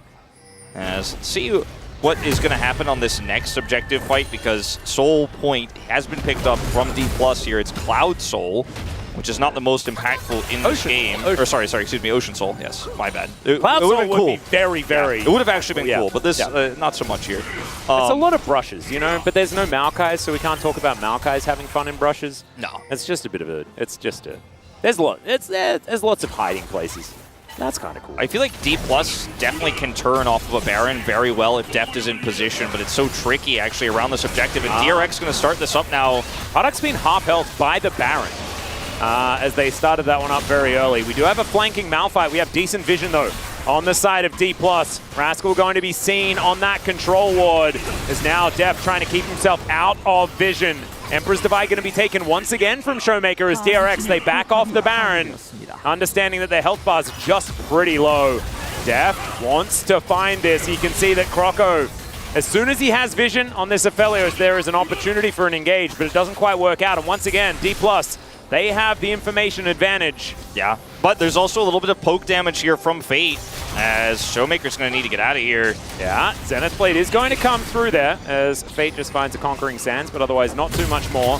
Showmaker has a Zhonya's as well, so a little bit more difficult of a target to throw an unstoppable force at. Great dance between these two teams, though, with the poke coming through from Fate, just trying to say, all right, if you guys are going to just avoid this Malphite forever, we will eventually chip away at you. You can't turn and start this Baron either. Deft's positioning, though, as soon as Malphite was seen, heading towards those control wards that they set up on top of the Baron pit, he goes to the left side, knowing that's going to be his safest option. There's no way for Paranoia to go onto him, and Rascal is too far away to follow up. But they do get pushed away, and DRX will take this first Ocean Drake of the game here, locking it down, preventing Soul for 5 more minutes here at least. Yep, we can see a million pings around this Baron. D+ not interested in that Drake at all. Maybe just not wanting to have an Elder Flip situation on their hands. And I couldn't blame them, to be perfectly honest. Croco has stolen a few things in his time, and DRX could definitely go with some shenanigans. They don't have any unsealed spellbooks or anything like that. That's when you know Barrel's really cooking. Yeah. 2 items for this Sylas. He's got his Zhonya's available. Showmaker can make a lot of plays happen here, and I think one of the best ways for D+ to actually make sure that Deft can survive this is actually engaging first, but you have to be very wary of the huge amounts of damage that are coming over on DRX's side. Once you take a few of those hits from the Azir on that Nashor's Tooth build, you're going to really realize you've got to win that fight quickly. Deft's going to need to get in there fast. And if he ever gets picked, like, D+ can't win these, so it's a really tricky, thin line they have to walk. Showmaker doesn't have 16 just yet. Either is coming over here now to try to contest this objective. We'll have to clear the wave first, and DRX just trying to track the entry point here of Deft. Yeah, control ward in the back of this pit right now as Kellen's clearing vision. Canna looking for the wraparound, wants to go the long way. As Deft, Moonlight Vigil in just for a bit of damage. Paranoia comes through, Beryl finds the flank angle as there's the Paranoia onto Deft. He flashes himself out and he's trying to keep himself alive. Meanwhile, Puddock's just dead in the backside of the fight and Deft is going to live. Showmaker goes golden as well at about 0 health, and Canyon will eliminate the Azir. Somehow, Showmaker lives through it all as well, and DRX, are they going to get wiped? After that last fight was so competitive, it is almost going to be an ace. The Rock is going to get out of there, but what are you going to do with just a Malphite? Deft has summoners, and Beryl looked for the flank there, goes for the stun to set up the Paranoia there, but Rascal is just not in position for the follow-up. They don't have enough damage. Deft can just cleanse, flash, and kind of walk it off. He's got Gale Force as well. And when you commit that many resources on that side of the fight, if your carry gets blown up, your only real damage threat is going to be Fate here. So look at Beryl come in, Deft backs away, and Zeri instantly dies on the re-engage here. The Emperor's Divide, not fantastic, and Just not enough damage to kill Deft, and then not enough damage to win this fight over here with the engage. It's just much cleaner on the side of D+, as this is Barrel's angle here onto Deft with the Paranoia. Gets the cleanse early, Gale Force, and then Flash over the wall. And now, only a Leona there. They have to commit the Flash with a Nocturne to try to get to Deft, but he's got 2 bodyguards, and Showmaker wins a topside play. This is a horror movie for me, is what he said. And it's understandable, because, yeah, he's the guy that they're trying to kill in every single fight. But so is Paddock on the other side of things, and he just got straight up Everfrosted and destroyed. I want to say that Canyon as well, I mean, I'm never going to say don't play Rel ever again in my life. I think he's just been absolutely extraordinary. Also, I feel like his lances just do more damage than other Rel's lances. It's real silly, man. Showmaker's just had a fantastic series so far, too. He knows exactly when to go in. He has seen blood in the water, and he has killed Paddock, he's killed Fate. He is really ready to play some engaged Silas in this game. Utility in the last one, this time level 16 now available. He's almost got a death cap. He's done, yeah, like, sometimes we see these Silas builds and they come out with like, and the third item's like a Morello's or a Banshees, and you're like, oh no, but not Showmaker. Showmaker can be trusted. He's going to go Death Cap Void stuff, and he's just going to try and do as much killing the backline as he possibly can. And when you have the Malphite ultimate to steal, it's just huge value. And the setup here now for DRX, you know, it has to be a lot cleaner. It's not over until it's over, but the gold lead here is definitely quite large, and you could still kill this Aphelios, but now you have to kill him twice because he's got a GA available. Stopwatch got value last time, it's going to get value again, now transformed. And this is also third item through for Showmaker as well. That Rabadon's is absolutely massive, because when you go GA third, you're never going to kill Rascal. But now, Showmaker kind of can kill Rascal eventually, because he's also got a heck of a lot of damage in his build. We'll need that Void stuff because there is Magic Resist being built as well. It's not like Rascal is fully indexed into the armor. But Showmaker now has himself an unstoppable force. The Chain Lash will connect there as Canyon just looks at Beryl. Look at how far back Deft is standing as well. If they commit, they're going to have to go through Showmaker. Well, another engage comes through for Beryl. He's taking a fair bit of damage here as Canyon just stands there because there's not really very much hurting him ever in this game. It's just a tale of a whole bunch of tanks and then a couple of squishies on DRX and Deft on the other side. There's just a lot of real burly champions, as now Paddock's just going to get flashed on here by Showmaker. He lands the chains and just straight up destroys the Zeri by himself. That is going to be Ocean Soul as well. Rascal, I think, realizing that there is not a whole lot he can do as Canner has gone all out. He's dashing after him. Gale Force from Deft will allow that kill to come through. Eventually, I think, although he doesn't do very much damage to this Malphite, as we already spoke about, but it eventually will be him going down. And D+, I think they've dotted enough I's and crossed enough T's in this game. They're looking to try and break open the base. Yeah, they're going to open the base now.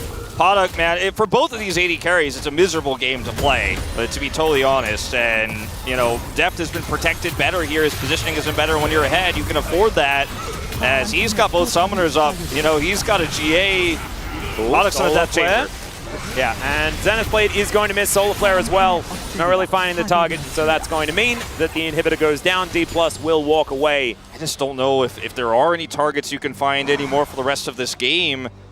And with the lead that Showmaker has, he just kills Fate or Paddock instantly. And because Fate went full damage here and is continuing to do so, he doesn't have his Zonias to react. He only has his Emperor's Divide and, of course, his Flash. But watch this. He's got a Control Ward. It happens in less than 2 seconds, and there is no time to react. There is no counterplay here. With the Death Cap, the damage is just so much. It's a 100-0, and then they just turn straight onto Rascal, who was looking for that angle to try to catch Deft. And I think Beryl has really overextended on this Leona so many times. It's the idea is, okay, I'm going to try to get onto Deft, or I'm going to try to get onto Showmaker, I'm going to try to find a target. But because he actually lost half of his health and gave control to D+ of that area, Showmaker could just sit there and find Paddock. And there's been so many times we've seen Beryl almost get it done, but not quite. And I think it's like both of these teams realizing that if we make the first move, we probably win. And unfortunately, when it's Showmaker making the first move, he 100-0s Puddock in a matter of seconds before Puddock even comes back onto his screen. As we saw from his point of view, he was knocked up by the unstoppable force and then dead before he even came back down. The chains hit someone in the air that he couldn't even see. And then he was dead. And if Beryl finds Deft presses cleanse and he's still at full health, right? Like, and they need to have the follow-up if it's going to work out for DRX. It's just D+ playing this way better, and obviously from ahead it gets much easier. You can control vision as they are doing now, sweeping very diligently here on the top side of the map. Baron spawns in 10 seconds, and DRX are going to need multiple miracles to happen at once here in order to take this game, bring us to a tied scoreline. They had the one good fight, the one good pick, but now it just seems inevitable. D+ just going to walk towards them with Showmaker once again on that unstoppable force. Now, they could try to pick the Sylas here, but it didn't go well for them last time. Yeah, I was going to say, do they even kill him if 3 people do get on top of him? As he does dodge the extendo beam, and now D+ just positioned around the Baron, wanted to use that for the final push of the game. This could be the last opportunity for DRX to find themselves a team fight. But there are super minions piling up towards this bottom side of the map. As soon as someone has to go back and deal with them, that's when you know that it's going to be free Baron, and then turrets start to fall, and the gold gap is just going to be way too large. It already kind of is. Yeah, and there is also an Ocean Soul. That ward is disabled as well. All right, Q is going to push Beryl back, but now the rest of the squad will show up, but there's just not a lot of damage here. Canna is tanking for days. Meanwhile, the Baron is taken down by 2 members of D+, and the President is in the backline. They try and get vision as Beryl dives in, but he's just gonna die. And now Canyon is untouchable as Paddock is just tickling him, and there's the unstoppable force from Showmaker. Rascal trying to get out with his own, but that is not going to work out. And this time, they decide to kill all of Paddock's friends instead of killing him. Yeah, and Showmaker is done with this game. He's teleporting to end, and it is 100% over. No chance to come back here. DRX just getting outclassed in these late game fights. Well, Showmaker is now going to flash on top of Puddock. That ult did a lot of damage as Deft is going to stun him up. I don't think having a bit of a party on the fountain is the right idea. However, sometimes you just want to do it.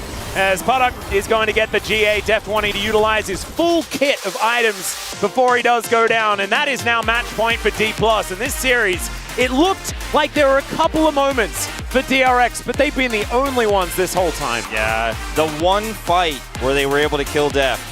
That one flank from Rascal. And that proved everything that you said in the draft, right? Like, if that happens, if they find that angle, like, it's over. But every other fight, they blocked the angles. Deft's positioning was perfect. He had the stopwatch for that first one. Showmaker decided that if Barrel's going to try to fish on these flanks, I'm going to find him, and I'm going to punish him.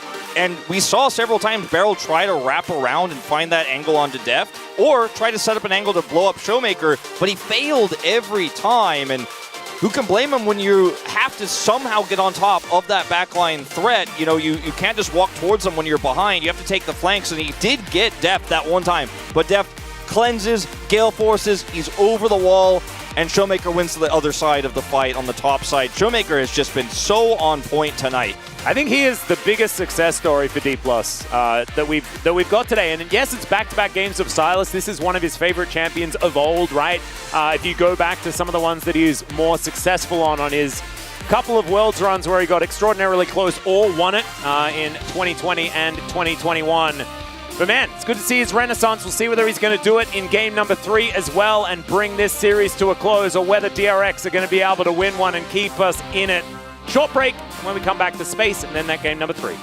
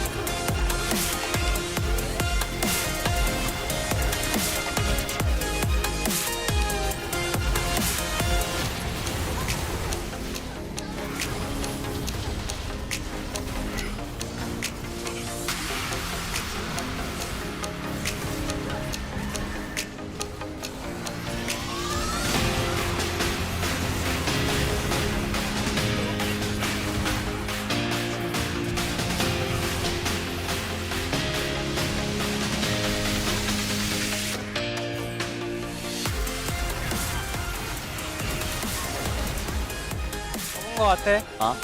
럭키 박을게 이제 슬슬. 천천히 하면 될 것 같아. 오케이, 바로부터 먹을게, 바로부터. 바로부터 바로 괜찮아. 우리 피 많이 가, 피 많이 가, 피 많이 가라. 나중에 텔 받았다. 먹었고, 가도 돼. 천천히. 야, 이거 빨리 안 하고 보여, 있어, 앞에, 말파 공 있어. 앞에. 열받아. 말파 공이 또 조심해. 레몬부터. 네, 야 여기가 막 갈게. 야, 마지로 높을. 야, 그 제리 노플. 텔이 노공이거든. 하자 이거.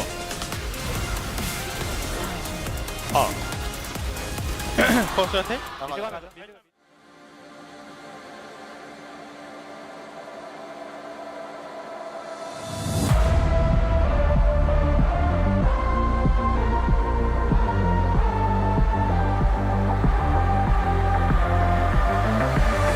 I need to keep you around with my feet tied, tied to the ground. The end's nowhere to be found. I don't know why you don't leave me to drown. Oh, don't know where to go unless you say. Don't know what to do unless you stay. Thinking that today will be our day again.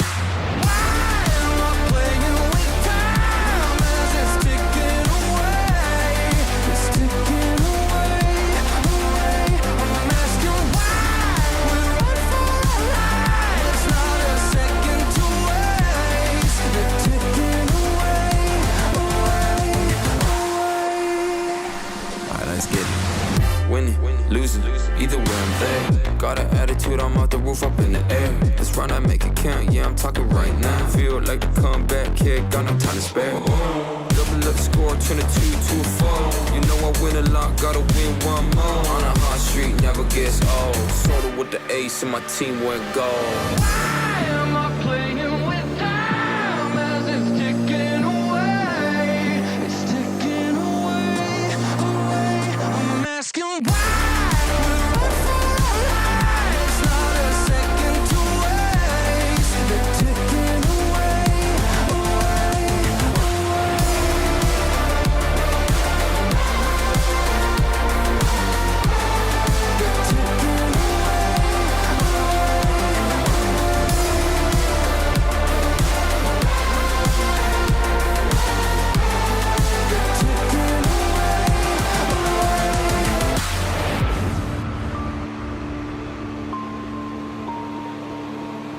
I'll give it one more try. I don't know why, but I keep coming back every time. I want it more than my life. I don't know why, but it feels so right. Why am I playing with time as it's ticking away? It's ticking away. I'm asking why we run for our lives. Not a second to waste. It's ticking away, away.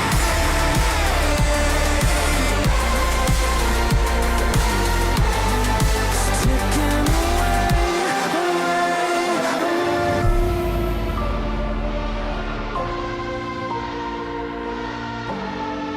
ticking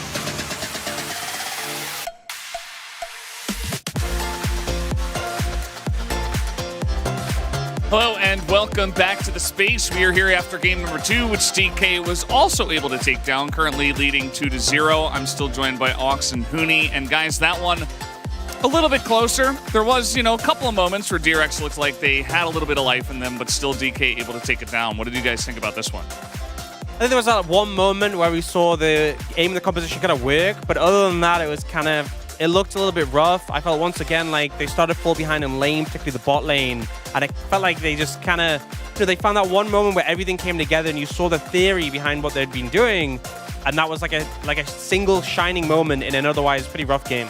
Yeah, I mean, we saw the one momentum, just that's it. Like, they should have just kept, until they win, until they exploded the Nexus, but it wasn't enough for DRX. Yeah, we can take a look at the draft. We did see the Sylas coming out here once again, which we thought was a pretty good last pick. Obviously, as Wolf was talking about, you take out the Aphelios, you're going to lose a lot of consistent damage, but DK got so far ahead, didn't end up mattering too much. Yeah, it kind of felt like the direction DRX went, we're like, okay, they're going to have the Aphelios, we're going to target them, the rest of the composition's quite tanky, and we can just shut down Deft and it works. The problem is, the execution wasn't quite there, but also, we see another last pick Sylas being just super impactful in this situation. Like, you have the Malphite ult, which is super valuable. Even if that's not available, like the Nocturne ult, just the shadows of so much value. And once again, Showmaker having a phenomenal game. Yeah, even in team fight, during the fight, I think the Azir ulti was really impactful. I think they should just ban it for 5 on Sylas today. Like, especially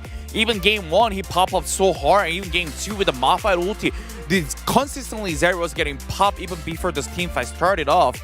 And also I think that it's same thing. Like, I get the DRX, the competition, the concept, the kill the Aphelios, then they don't have a consistent damage.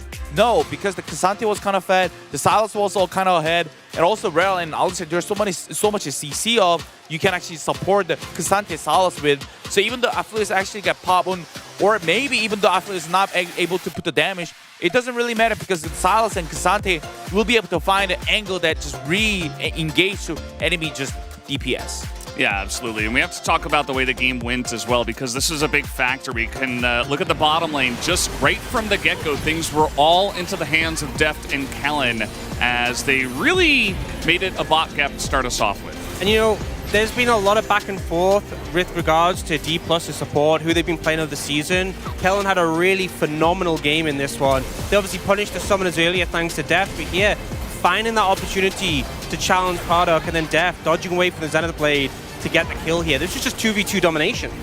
Yeah, I think Helen plays so incredibly well in this game, especially just to keep consistently be able to find the angle that how can he actually punish enemy bot lane. And this is like, honestly, game's over, especially when you play Aphelios into Zeri into Aphelios. Like, if the balance actually just broke on the bottom, like the first hero also will be matter, and that's what happened. D+Gia just bring a shift up to the first lift hero and keep able to make a snowball bigger and bigger and bigger. And it's just like, they have to make a mistake on D+Gia. Yeah, and we can talk about the Drake fight we had at 13 minutes because, Kraken Slayer and a stopwatch in this one for Deft, and, eventually builds that into a GA, and all of these early leads are just going to help you so much when everybody's trying to dive on top of you.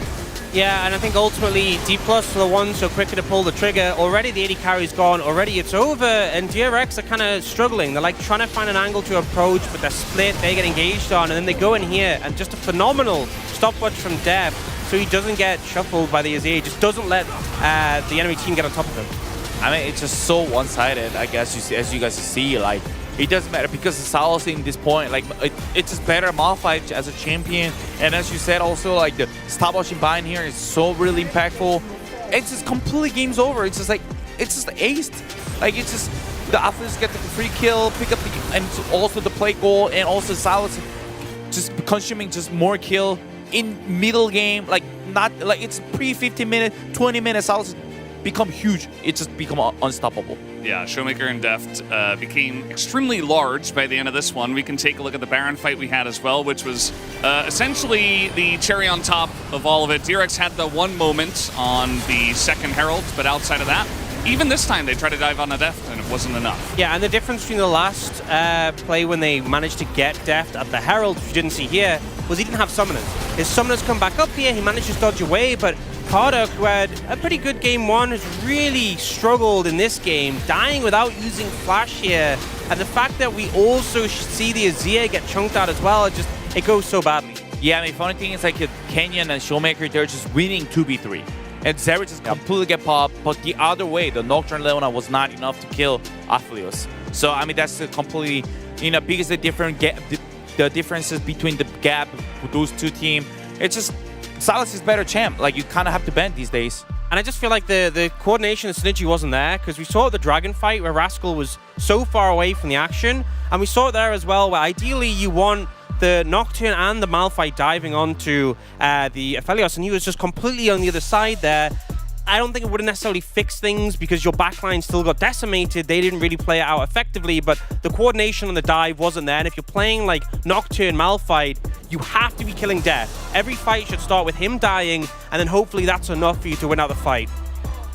Yeah, definitely should have been, but DRX, they're going to go back to the blue side here for game number 3. It's all or nothing, essentially. You either win this and start the reverse sweep, or you're out of Worlds, and we will not be seeing Beryl or his teammates there. So, guys, we are done on the space. Let's go back to the casters for game number 3. Thank you very much, Astronauts, for the breakdown of game number 2. Yes, a little bit more competitive, a little bit closer. There were at least a couple of kills, some plates going over to DRX, but unfortunately was just not quite enough. And look at this grinning man. We don't have POGs, but I have a feeling he might have a couple of them so far, although I guess Canyon was also kind of massive and Deft was pretty good. I would probably have given both of my votes to Showmaker. Yeah, me too. So far. If I had votes. Yeah. Well, none of us have votes today, as we're not doing players of the game, but he would have been mine.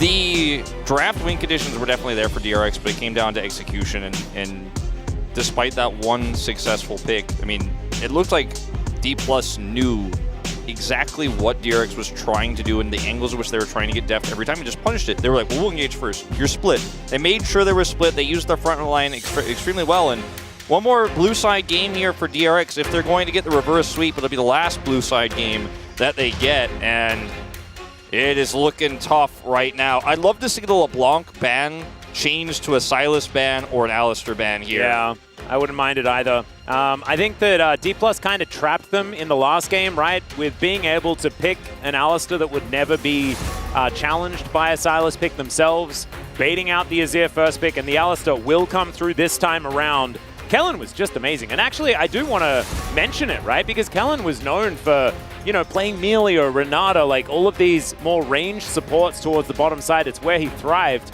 Wasn't necessarily our engaged support guy, but now the Rakan, the Alistar, both of these picks looking fantastic, well and truly in his wheelhouse.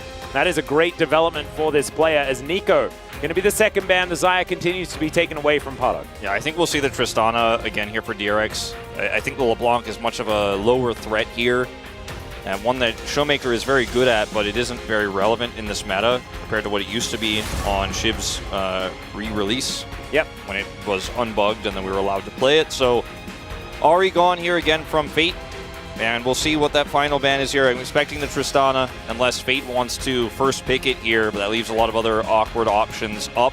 And I think D+ will probably take away the Sejuani in that final spot. Once again, we will see. Yeah, the Vi was banned in the second game in the final spot. You're right, like the first game was the Sejuani. Sejuani kind of went through the entire draft last time around, as that is the Poppy to be taken away.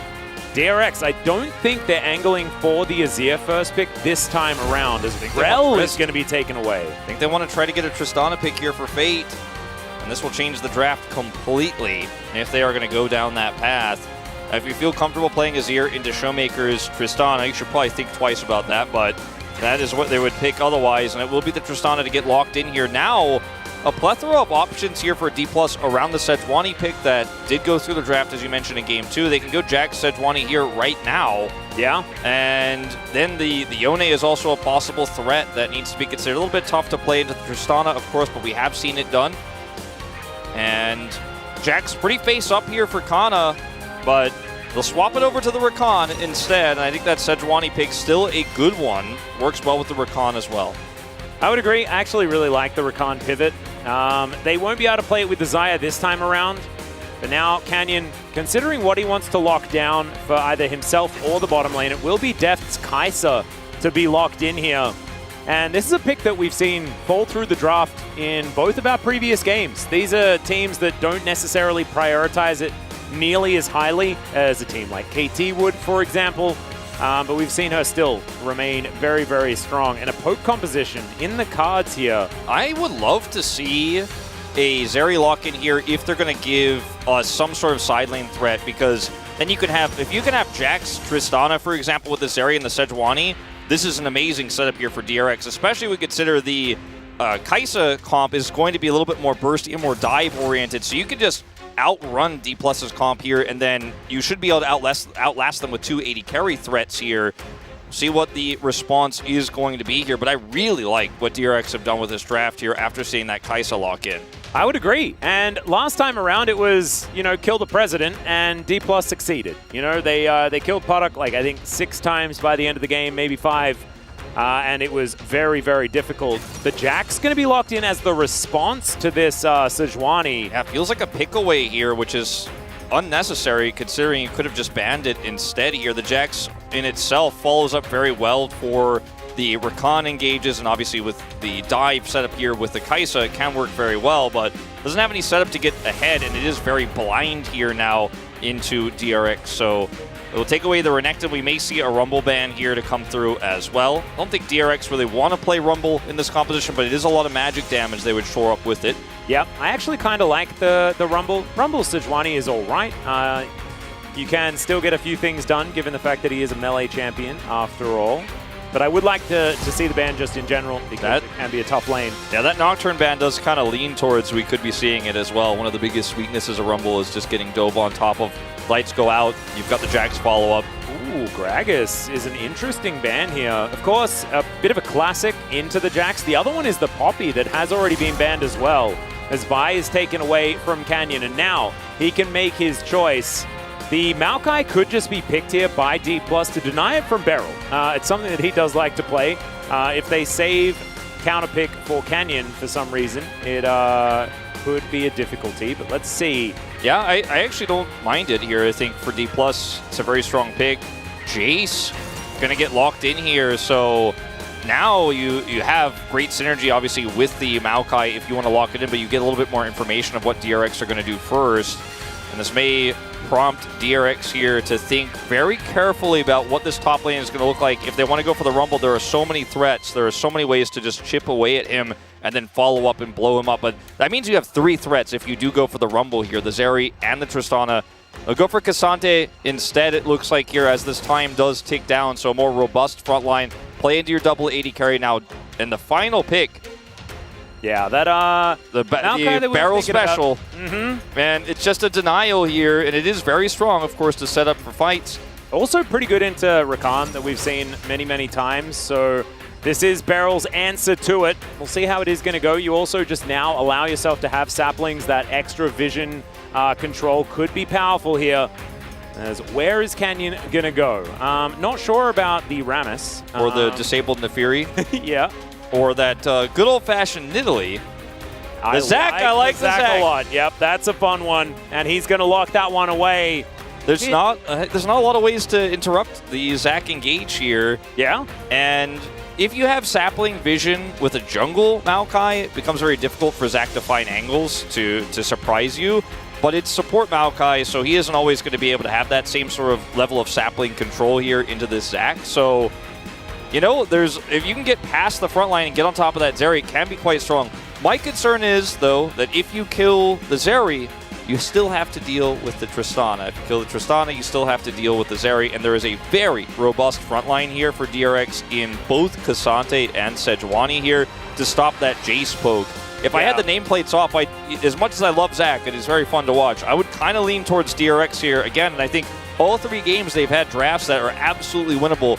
But it is going to come down to execution, and that's where D+ has been better 2 out of the 3 times so far. And if I'm looking at the game state here going into this one, this could be the draft, though, that brings DRX back from the brink. They have all the tools they need for this double 80 carry comp.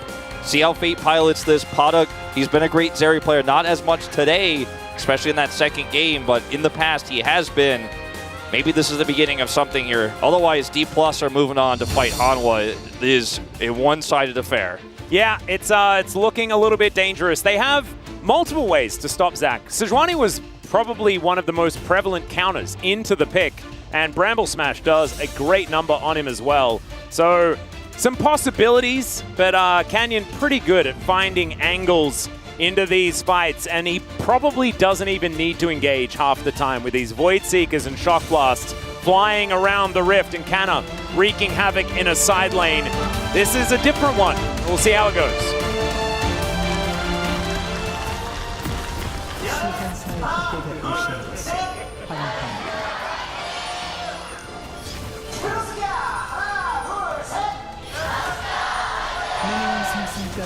And here we are. Majin Buu has been chosen by Canyon as well. My personal favorite skin, just because it is so incredibly reminiscent. That was my favorite saga as well, I'd say, of Dragon Ball Z. And Dragon Ball Z, very classic. Canyon, I think, enjoys that type of thing, you know? Yeah. I know he's a big webtoon enjoyer as well. Just likes to read all the comics. And, yeah, I think it's a great skin choice here. We've seen the Zac into Maokai so many times because the Maokai setup where you feel like you have control of the fight, where you send out Nature's Grasp, is often very easy to avoid with the Zac. Because you just wait for it to go out, and then you leap over it and engage into the back line. And it's almost it's a fake safety that you get. You feel like, oh, okay, Nature's Grasp, we push forward with our 80 carries, but there's another threat coming in and coming behind it that you always have to be wary of. So as long as Canyon plays it well, I think he can be a nice backline threat. But there are two targets he really needs to eliminate as Kellen's hanging out. He's looking for a possible angle. They are on top of each other, and he walks out, looks for the Gleaming Quill, and does find it. So he's not actually hunting for a grand entrance because he only has one ability. There is a Twisted Advance, and immediately Deft is going to cleanse. Feral doing some battle here as the Ignite does go down. Gleaming Quill allows that extra healing to come in. Beryl is now a little bit low. We'll see whether he can sip some sap and get himself back up to a livable health total. Does have a couple of potions. Yeah, he's got some consumables, but that was really well played from Kellen and Deft, knowing that they have the Gleaming Quill to heal back up. Just going to tank it up and even popping that Ignite early to make sure it's a positive trade for them. And now, level 2. Yeah, going aggressive. Puddock going to get knocked up as Kellen's going down relatively low. Once again, gets a bit of a heal, but Puddock's dashing forward, looking for his opportunity. Zapping the two members of D+, so giving back as much as they're receiving. Deft doesn't have Cleanse either, so if Beryl gets another root here, he can flash into it, and then they can heal forward to try to guarantee that kill. Beryl didn't use his Ignite either, so there's two huge advantages here in this lane if they want to play for it. Deft healing back up a little bit here, but this is a scary moment. At least they're able to push this wave quickly to deter any sort of engage, but definitely a scary moment there with the summoner advantage that DRX had. Yeah, thankfully, D+ are able to get control of the minion wave, which does help them out. But I think you're exactly right. I think DRX are looking like they don't want to go out without a fight here. And keeping control of the bottom lane is going to be a big factor as far as that is concerned, because it has been their biggest weakness so far this series. As Canna and Rascal fighting this one out. And I think we should have a conversation a little bit, because I feel like we've had team fight comps on both sides for the last 2 games. But it feels like this is different. Yeah, this one is not a point and click win the game type situation. And those are not my favorite comps to cast because it's like, did they get him or did they not get him? Very binary. This is a little bit more nuanced, right? Where there's poke that has to be applied here for the side of D+. They have a lot of poke, but they also have really nice engage, so they can chip away at DRX before they actually try to fight. And for DRX, you're hoping that you get a really nice engage with Nature's Grasp, and then Tristana blows up a single target, you start to get some resets. Zeri wins a 5v4 fight. He's got a decent front line as well. It's very difficult to get on top of Puddock or Fate. So Krako and Rascal are going to be trying to avoid, or absorb, excuse me, a lot of that poke so that it doesn't hit the critical backline targets. So it is very much, I think, the hardest composition we've seen so far is DRX. Rascal's in a lot of trouble. Another Empower is all he's going to require here is Canna as he flashes after Rascal. There's the Leap Strike, and there is the Solo Bolo. D+ off to a good start in a different lane this time. Yeah, Rascal playing forward for this. Cassante, he's got the copy pasta on his side, but it's not enough this time here. pre-6 against this very aggressively positioned Jax, who does get the Counter-Strike jump on him and stacks up that passive, does a ton of damage there. Rascal tries to flash his way out of it, plays it very well, but is ultimately meets his demise here as he does hit the Q3, and then Kana decides he's going to leap in, and Rascal doesn't want to commit flash to get out of the Counter-Strike because he's going to have flash disadvantage. Does go forward and heal up here, then flash into the bush, but another leap strike comes through, and Kana is able to take him out. Yeah, throws up Deft's little thumbs up there as well, just to add insult to injury. Speaking of Deft, he's underneath his turret going to pick up these minions and should be able to even out the farm. Meanwhile, in mid lane, and this is another thing that we have to talk about, because the last time we saw Showmaker play as Jace, it wasn't a great story, to be perfectly honest. Didn't really find very much value on a champion that has been one of his favorites for a really long time. Yeah, it was uncharacteristically weak. We saw it in playoffs, but so far in this laning phase, somewhat muted. Fate getting some resources here from Kroko, but not going to commit anything besides that jump there. Showmaker a little bit low on mana, but does have teleport, of course, here. Kellen going to come over here, do a little babysitting during Depth's back. Yep. And we'll be able to share some gold from that cannon as well, which probably feels pretty good. 600 gold is the lead, though, and that is largely due to this topside first blood that did come on through. Fate doing a good job, though, so he should be able to get some plate gold here. Yeah, one of my concerns for this comp, too, was will Fate just make a mistake here in this mid lane? How well is he going to play? The pressure's on. You're once again in a position where you're one series away, or one game away from getting knocked out of Worlds, as he's caught now. Yeah, does buffer, but it's not going to work out. Stretch Armstrong comes in. Kellen's going to get booped away, but he's still just going to claim the kill regardless.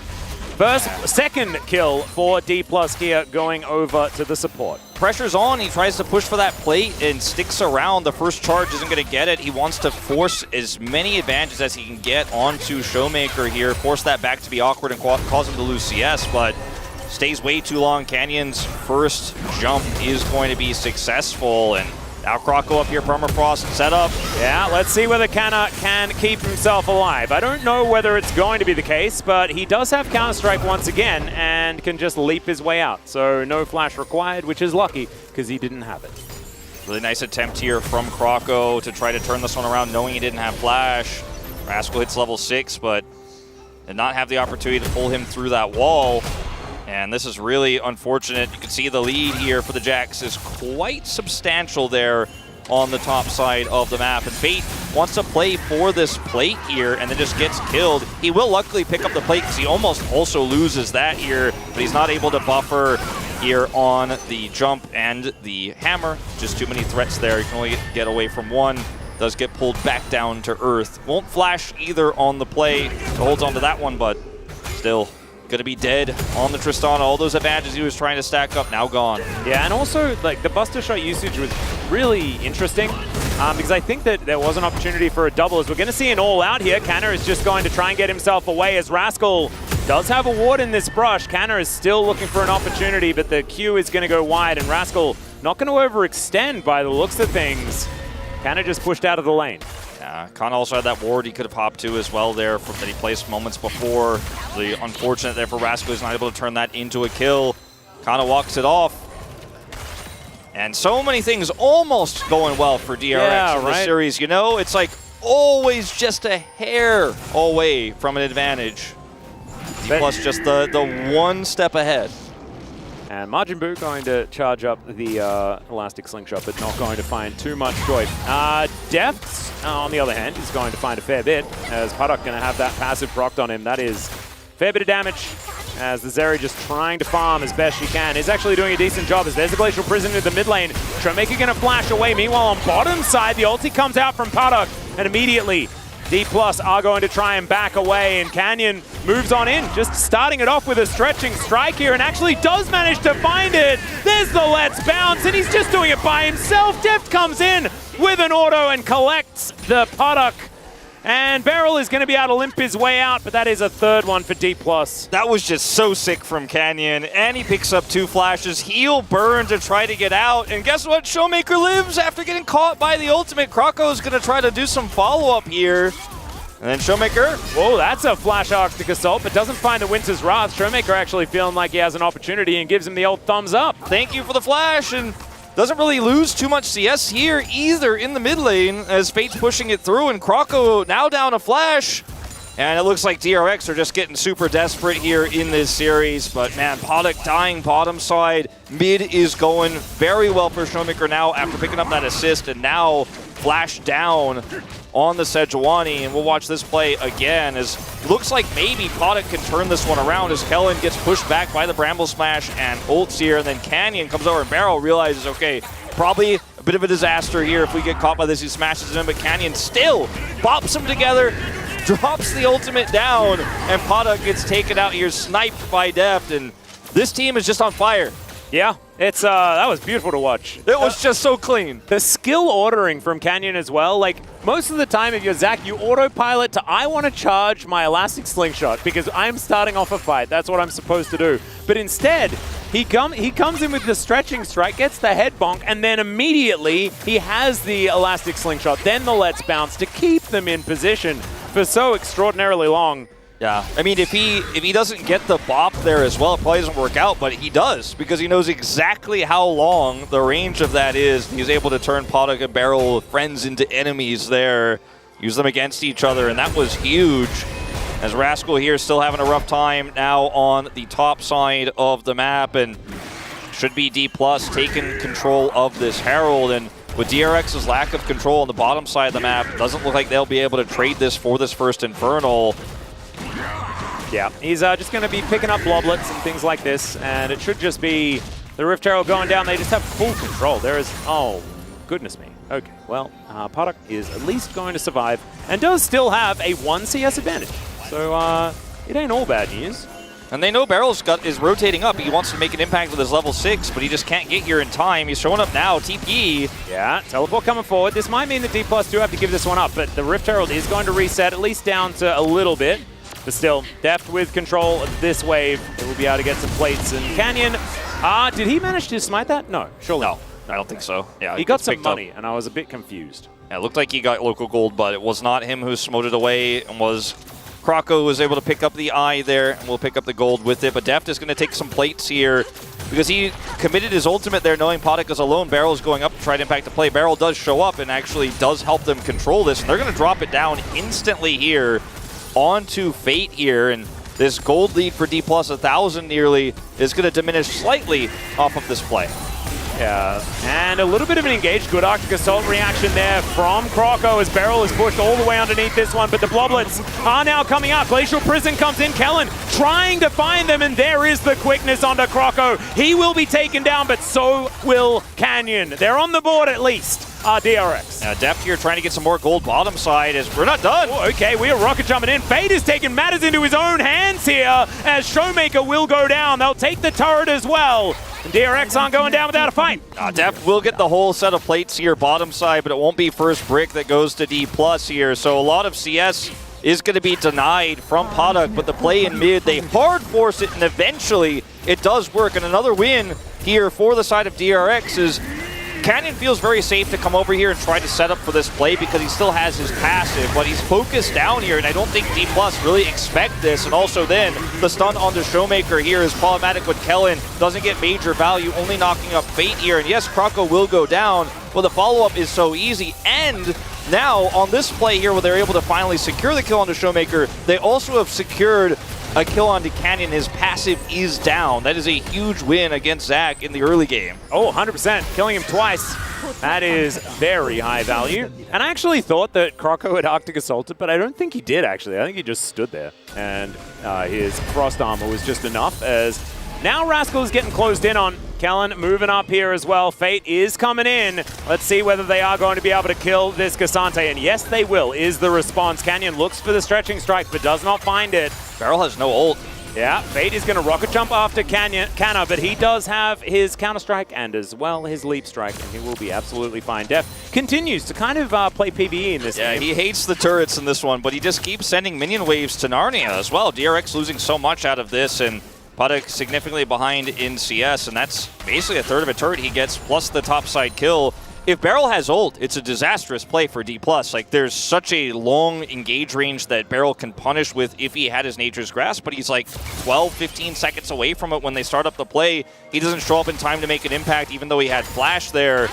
and there's no saving it, so Def just gets some free turret damage done. Notice he has the highest CS in the game as well. Whoa, Fate is dead! That fight just kind of came out of nowhere as they get some sore heads, but also might be heading towards the Death Chamber as well. Beryl gets a Bramble Smash, but I think one more auto will do it. Twisted Advance, but that's because he didn't have too many other options. But Canyon still going to go down as DRX look to try and follow up.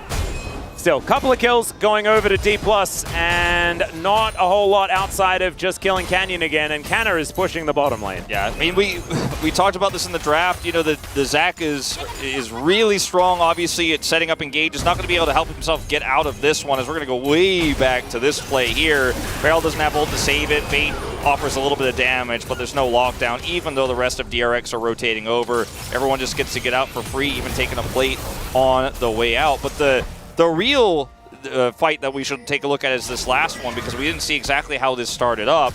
Okay, Fate here wants to go in with Beryl, but is turned on, and the burst damage of this lethality Jace is just going to be enough to wipe him. I think this fight looks totally different if Showmaker doesn't help blow him up instantly. Now, Def will cleanse here and escape, and the Zac with no passive is going to get taken out here, so it ends up being a 1-for-2 trade in the end. Yeah, good sidestep on the elastic slingshot there from DRX to make sure the Canyon just kind of looks silly and then dies. That was nicely played, but DK still in a lot of control. It's only to the tune of a little bit of money, and the first Drake did go over to DRX. It's good news. Ocean Drake going to be the next one. We'll have to see what the soul is going to be. A reminder to Orcs, if you are listening. Please definitely listen. Yeah, pay some attention. That would be great. As... Okay, the whole gang is turning up. Beryl's ult coming up. Knows, yeah, and he does Twisted Advance forward. There's the Extendo Beam. Thankfully, Canna can just Leap Strike his way to basically safety. Croco's still going to look for the Arctic Assault angle, and another Leap Strike comes in, and Canna is just fine. Oh, that's a tilter. Because, I mean, you had everything. You had all the tools. You didn't have the Glacial Prison, but you had the ability to lock him down 100%. Beryl's ult is just completely avoided. And like Deft has been doing all game, Showmaker now is going to be a big recipient of turret damage here. He's just going to sit over here and push this one down. Will force a teleport as well. And man, that's so frustrating as DRX, because you know you had the shutdown on lock. That was basically guaranteed. You got outplayed. Beryl's angle there was not good enough to lock down this Jax. And it would have been a lot of money as well, because kind of already sitting on a 150 bounty. So not to be the case. Still, they do get the turret, and DRX stay within touching distance of the gold. 3 minutes on this next dragon. That is where we might see our next fight. This is one of the difficulties, though, because even though DRX are keeping themselves in it, there is so much pressure on them, right? Like, this is match point. They're going to have to reverse sweep if they're going to come back. And, of course, last time they were in a regional gauntlet, it went 5 games both times, and then they won Worlds, right? So theoretically, this is where it has to start. Otherwise, it just ends. Yeah, it just ends if they don't do this one. And 1,000 gold behind now. There's still win conditions here with this double 80 carry comp. Zeri about to get that second item, but doesn't have it yet. And DRX still trying to hard force on this Herald here. And the Jax is just unanswerable. Let's see if D+ are going to commit to the contest here, because Shiv is available here for Def to keep these pushing waves at bay. Yeah, and also he's got his Nash's Tooth completed as well. I mean, mainly because of massive amounts of plate gold that he picked up earlier in the game. As Showmaker is just going to avoid the Arctic Assault. Canyon is going to find some Honey Fruit to use to pull Croco back, but still not going to be able to find any kills or anything, but they do get control of the area. Canna has also gone back, has teleport, and he is a massive threat. A lot of danger. DRX just can't wait either, because if they do, this Jax comes back to lane and creates more problems for them. But if they try to force a fight into a bad position here, it's just going to be the end of the game for them and the end of their series. No more Worlds. They're also getting poked by Jace, getting poked by Kaisa. Like, this could not be a more frustrating situation. Now they're finally going to get control of this pit here, and hopefully for their sakes they will be able to find some sort of sandwich with Rascal coming over. Yeah, Shock Blast going to hit Rascal, but doesn't do too much. As Canyon, he can always get in there if he wants to. The Herald going down very low, and now it's going to be a 50-50. Nature's Grasp comes in. Canyon, can he steal it? Yes, he can. Now he's bouncing all over them as Canna's looking for the backline. Does immediately get Buster shotted away, but it's a lot of tools used, and Kellen soaks a lot himself. Fade now going to jump on top of Canna, and he needs to leap his way out. No one dead in the fight just yet, and now the shock blasts are raining through. It is a fight for the eye, and Deft isn't going to find the W. Now the Twisted Advance is going to come through, and they're looking for the re-engage. Grand Entrance is not exactly named all that well as Fate now looks for Showmaker, and Def gets piled in on, but still the all-out going to be used. Canyon going to be the target. The Bloblets are out once again, and Canyon will be left for the Wolves. DRX, the only team to get a kill in that last fight. Yeah, only ones, but they don't get the eye, nor will D+ here as they are denied picking it up here, as you can see, and Kana tries to come mid here and get some value out of that, but it is going to be once again a dead jungler and a dead passive as Fate played that fight so well, but so did Showmaker. He stayed on the flank angle, was always offering some additional poke, but the call to actually turn onto the Jax was actually the really pivotal moment here as Kana comes over, seen on this control ward, and then they instantly ult him with Sejuani. The Buster Shot pushes him away, because if this Counter-Strike hits, D+ wipe them, and it's done, and they get the eye, but Kana is pushed away, his health is super low, and then they can't really continue to use this Jax in the fight, because if he dies, Tristana gets resets, and so Canyon then is kind of caught out here as they still wanted to force. Showmaker still on that flank angle, still putting in those shock blasts, but it's not enough at this point in the game, and D+ will lose their jungler, and then this moment here, the all-out, is what ultimately seals the deal here onto Canyon, and there's no way to fight this anymore for D+, not with a Kai'Sa. Yeah, Beryl, always safe, had his friends around, as D+ will be able to grab the second Drake of the game. That is going to be 1-1, and we'll have a look at what Soul's going to be. It is a mountain this game. Pretty all right. Huge for DRX if they can pick these up and stack them up. A lot of extra durability for a very tanky lineup with their double AD carries. That would feel pretty fantastic. D+, on the other hand, would also feel pretty good. So a few opportunities there. Also, a lot of extra corridors for Zach to play around in as well. Feels pretty good as far as the Rift is concerned, but that is a similar thing for DRX, right? Croco can find these angles. Beryl can get people trapped where the ultimate can be a little bit more valuable as well.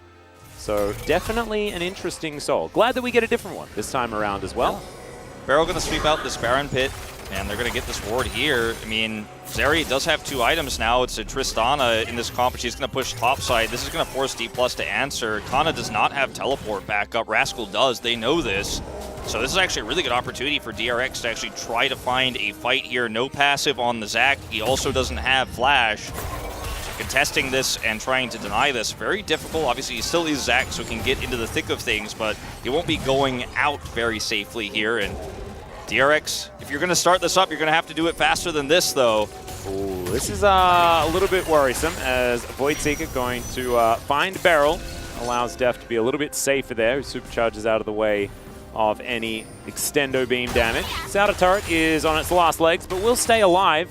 And Kana is going to find Rascal here in this bottom lane. Rascal is going to immediately try to get out of there, I would assume, but never mind. Well, now Kana's bought enough time for his teammate to come back, and DRX know this, so they're just going to back away from the Baron. And this was really awkward because they had a real chance, I think, but they didn't hard commit. And I think it's the 0-2 factor here. You're scared if you fight this one and you mess it up, and D+ show up and end up wiping you. That's it. You're not going to Worlds, but if they just walk away from this, then guess what? Now Kana is back in the side lane with teleport. He's going to be a huge threat, and the poke is a problem. And you had a huge advantage in terms of your positioning that you won't have a second time here, as Fate used his teleport to get it for them, and now that's also down on cooldown. Yeah, and with the amount of people staying in Fog of War on DRX's side, you can see Kana is not very Oh, okay. Deft is getting pretty aggressive onto Beryl. Canyon is going to fly through as Beryl takes a lot of damage from another subsequent Voidseeker. There's enough. What the heck? Okay, Def. That is that one looked personal. That did look personal.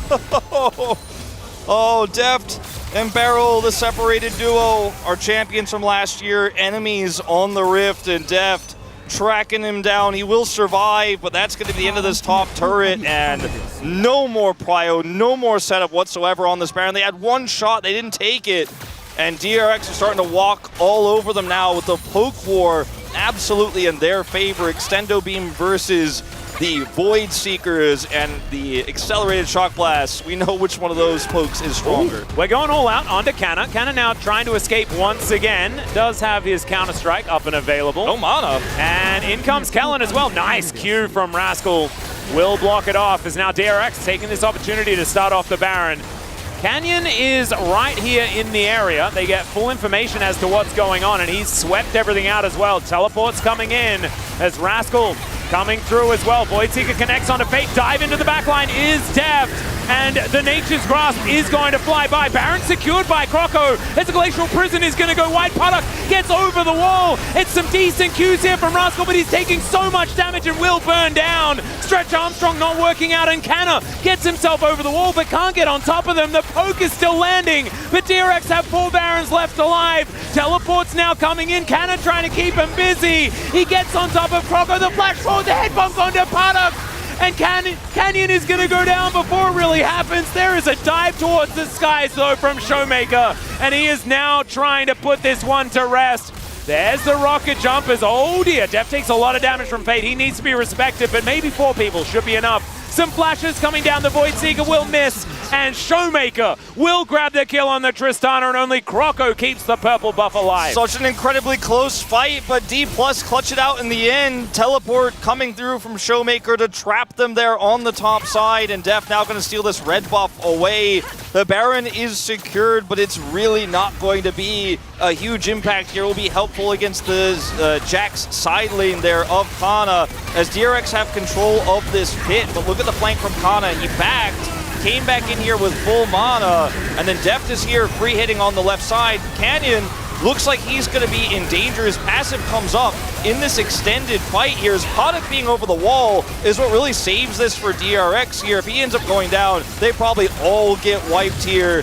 And then in this extended fight, Kana just buying enough time. Canyon comes over, passive's back up. They kill him, or rather try to. His passive will be procced. And then Fate here is just chased down by this flanking Showmaker, who does end up taking out Barrel as well.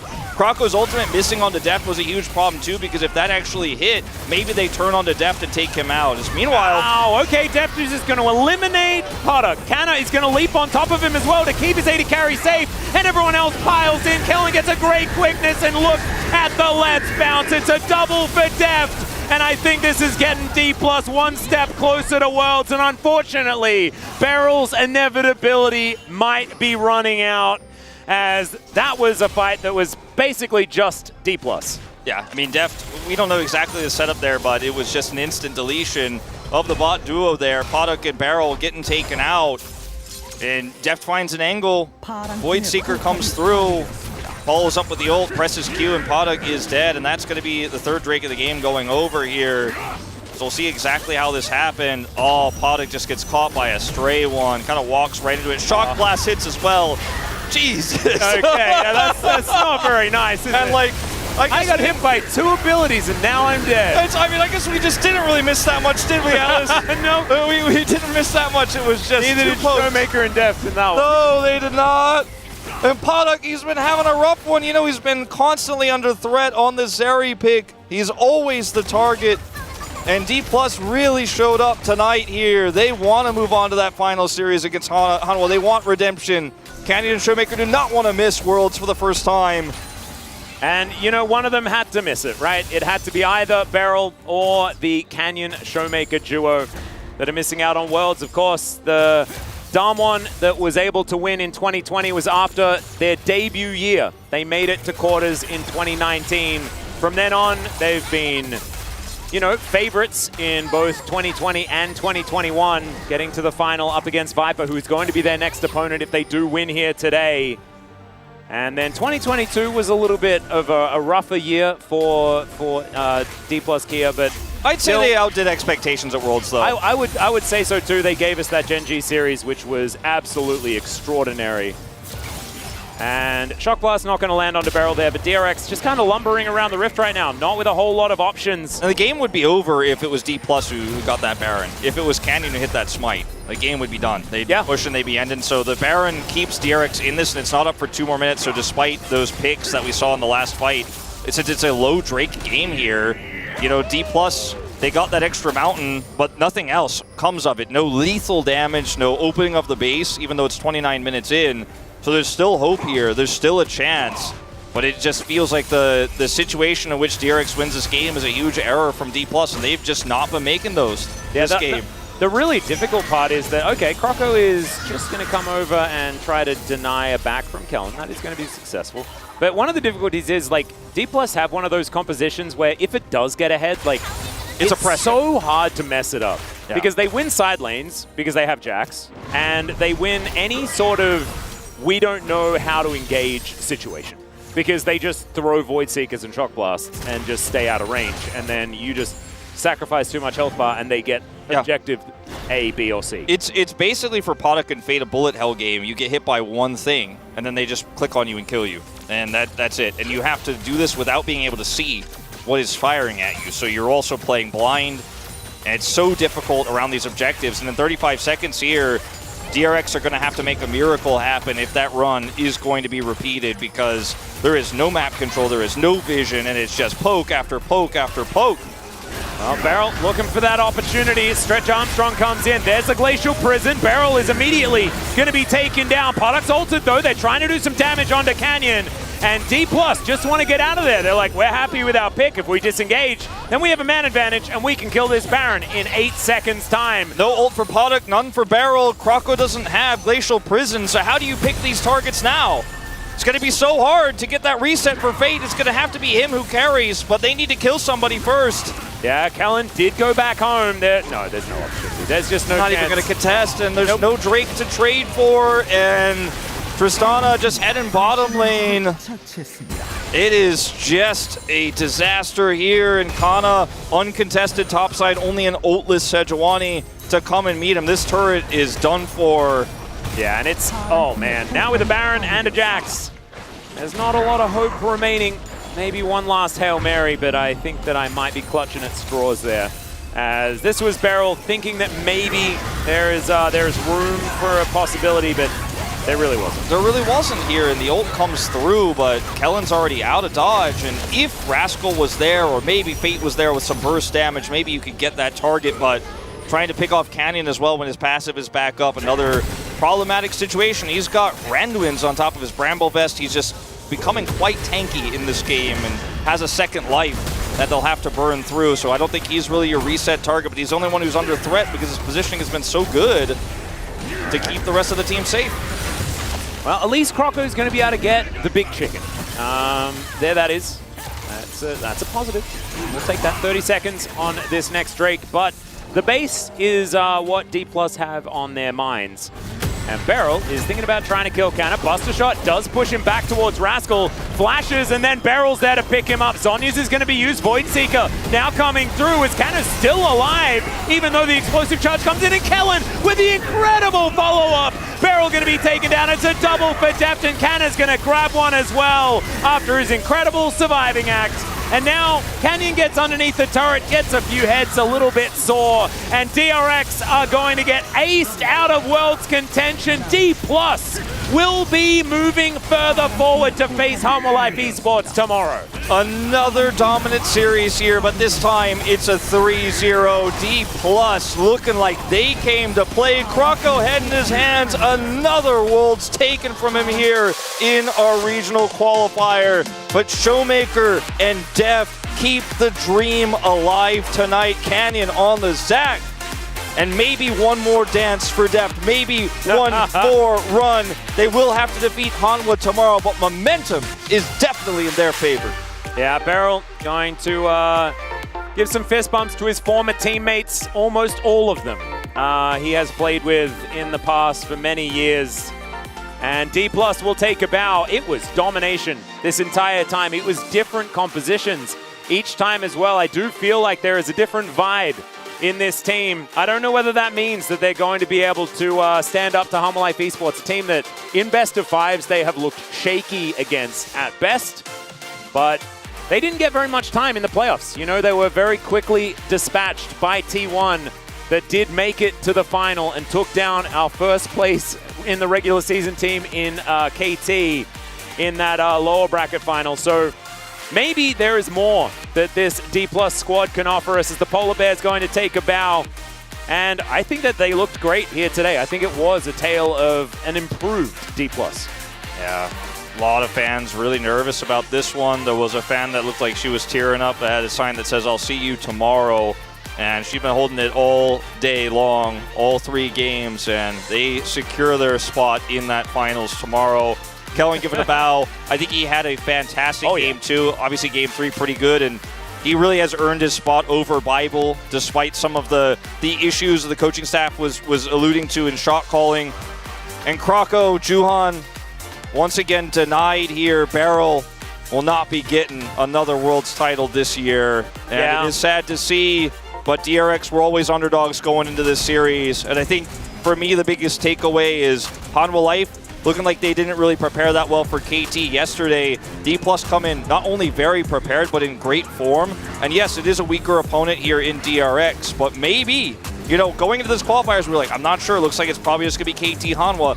Maybe D+ can make it happen tonight, because form here that we saw from them today is some of the best we've seen in the last few weeks. It absolutely is. They're going to have to get that monkey off their back, though, right? The one that says, oh, this team is actually potentially better than us, and maybe we can't win, and then that confidence kind of goes away. We need to see it remain here if going to Worlds is even in the cards, right? Because once they get there, the competition could be even more fierce. As this was a shellacking. Like, this whole series was just a stomp.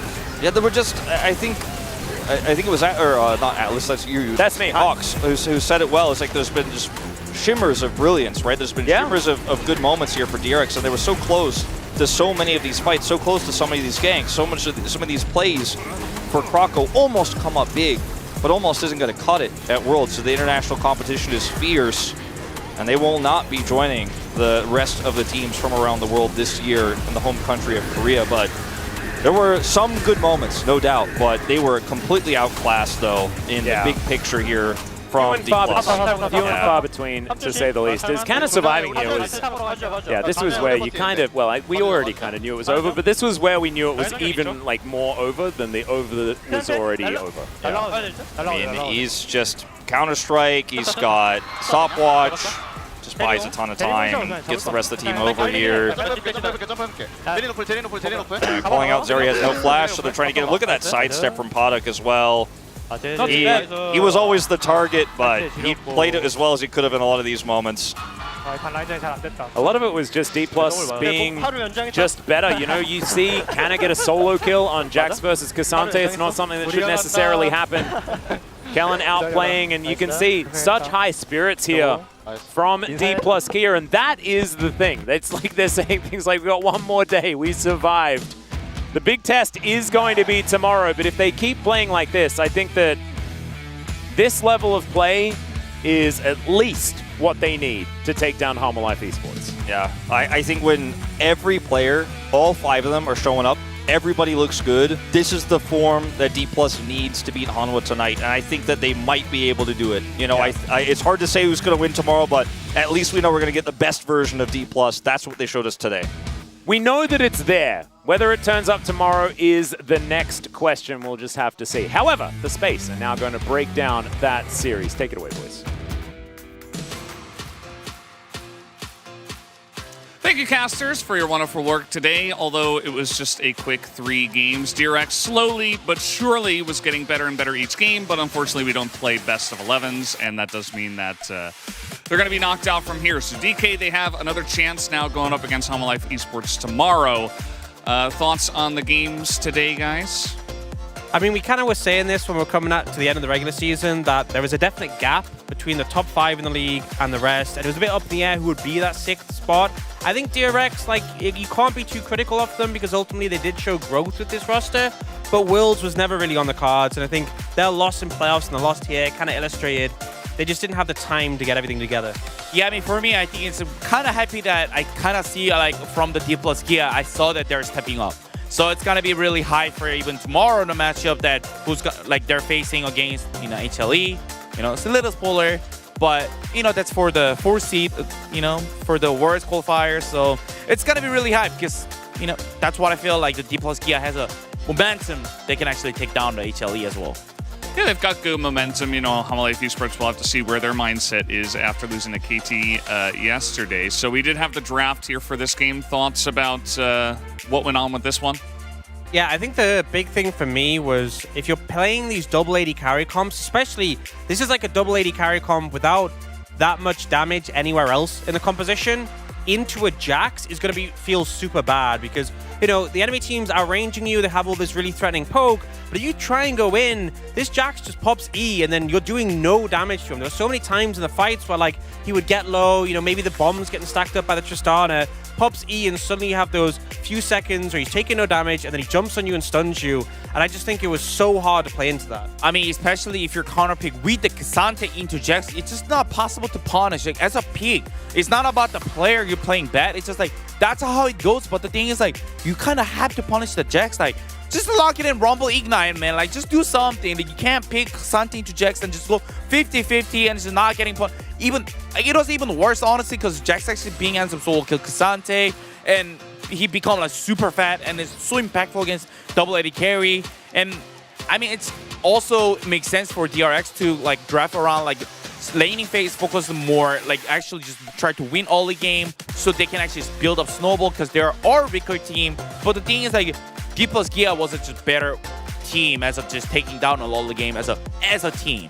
Yeah, and that they did. It was pretty cool to see Canyon on the Zac as well. Lots of jungle bans, and I thought maybe he was going to like pull out the Lilia for this one, but wanted something to offer a lot more frontline, a lot more engaged potential, and the Zac was perfect for that. So, pretty fun draft with the Zac. Let's take a look at the early reel we did have here for the side of DK. It was domination once again in pretty much every lane.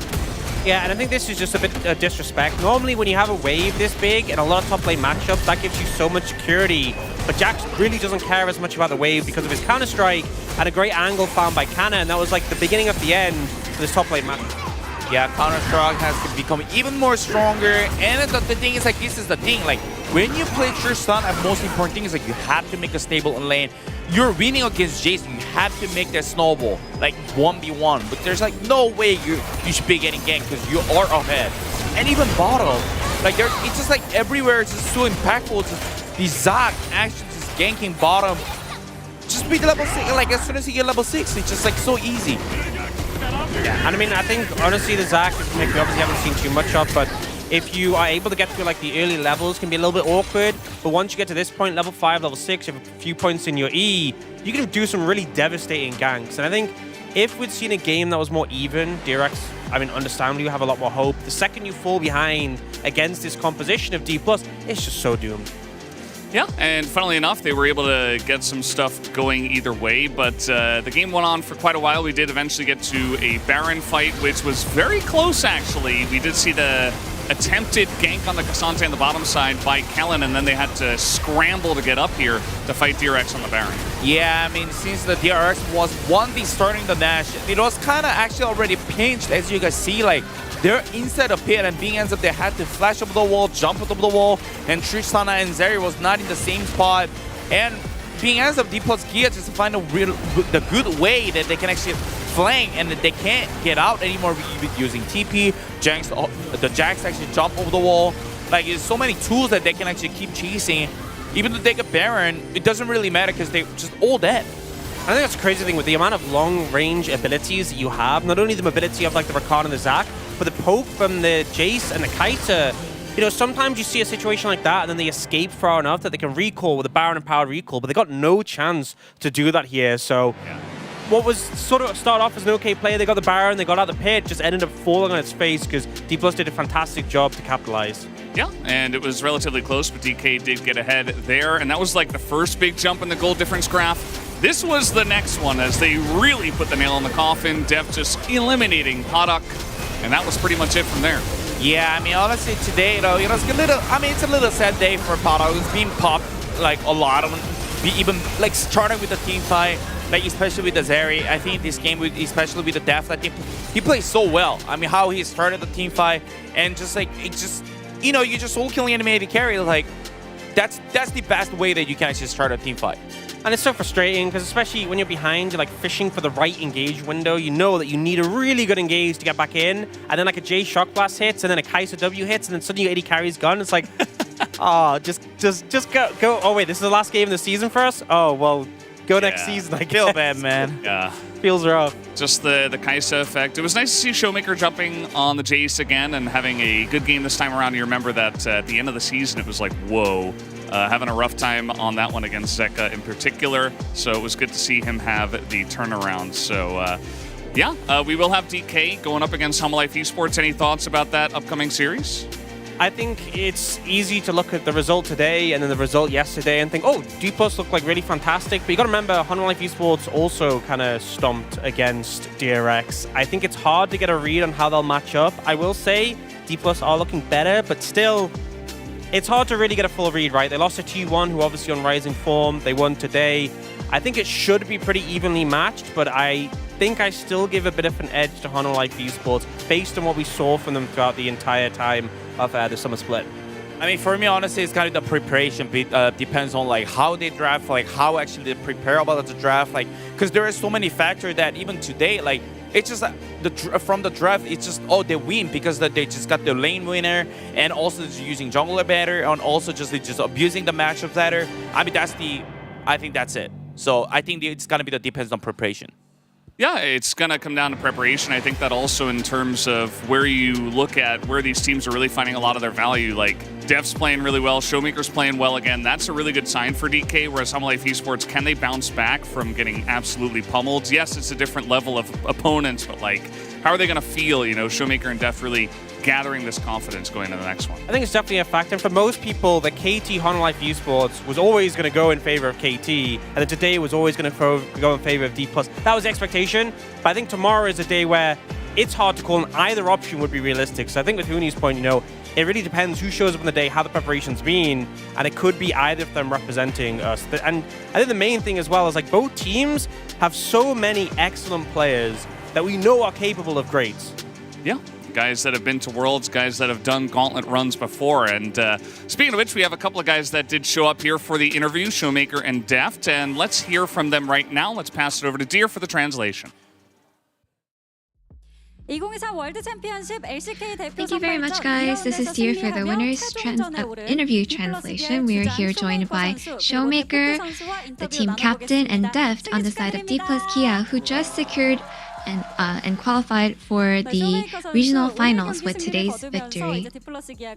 Showmaker, with today's victory, D+ Kia earned a chance to qualify for Worlds for the 5th time in a row. How do you feel? Like, tomorrow is really our last chance. Time goes on so fast. I feel like right now we just have our minds set on winning. And Deft, how do you feel?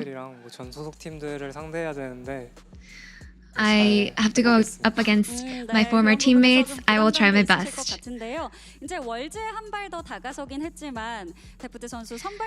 You guys are one step closer towards Worlds. There must have been a lot of pressure for today's match, so what did you guys focus on improving? Instead of the pressure from this qualifiers, just the thought of playing against my former teammates, it kind of pains me. And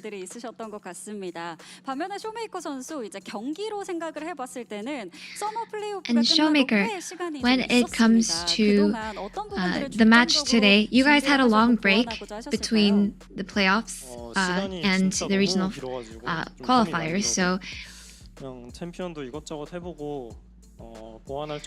how did you spend time preparing?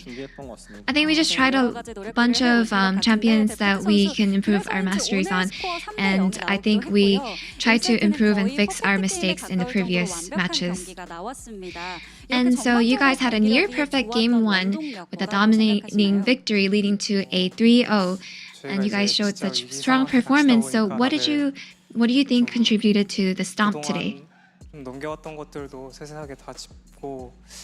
feel like there were a lot of aspects that we weren't able to review in detail, so we tried to take a proper step into building our fundamentals. And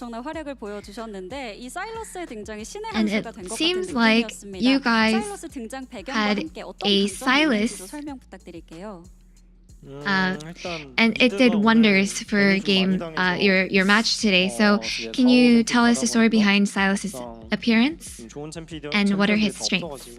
I feel like we had very limited options when it came to our pick 4 and 5, and I just felt like I was pretty confident with Silas, so we just went with it.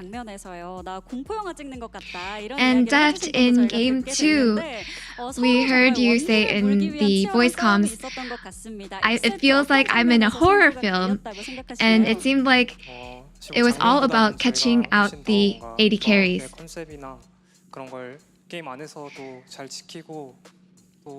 So I think as long as we play the comp out the way it's supposed to, we had more of a strength and benefit in terms of comps. So I think it just kind of worked out and it contributed to our victory today. And so we saw Zach appearing in game 3. It seemed like you were very prepared for the draft today. Is there any strategy that you got ready against Hanwha Life tomorrow? Yes, we actually have a lot of options. We'll be looking forward to that. Now, tomorrow will be the regional finals against HLE.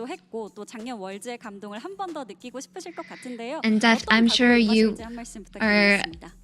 would like to relive last year's Worlds experience, so what is your mindset going into tomorrow's match? I don't really feel anything else. There's no specific emotion, but I want to play well and make sure we win. And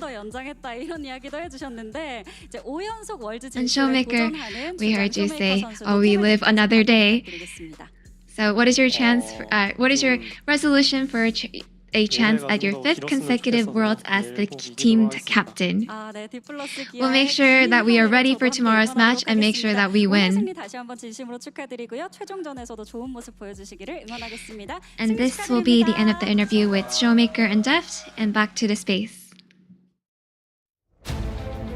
Thank you, dear, for that awesome translation, as always. As the guys up there, they're like, staying calm. You know, we beat DRX, but it's only one step. We only live for one more day.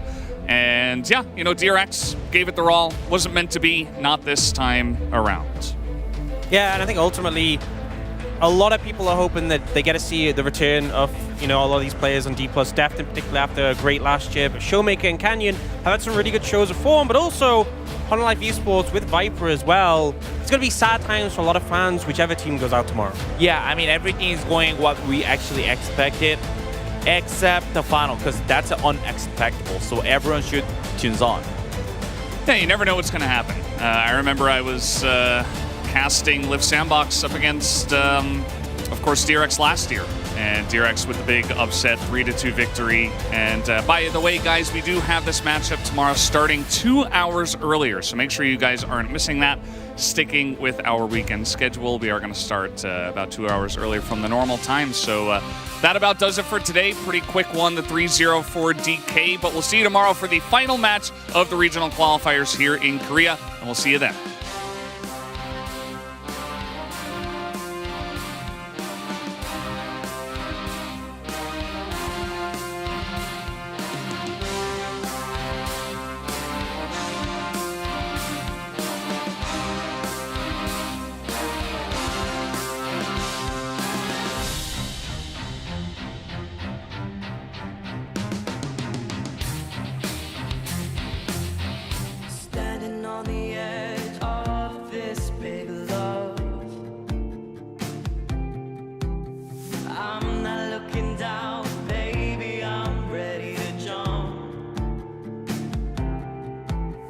I never believed love could set me free.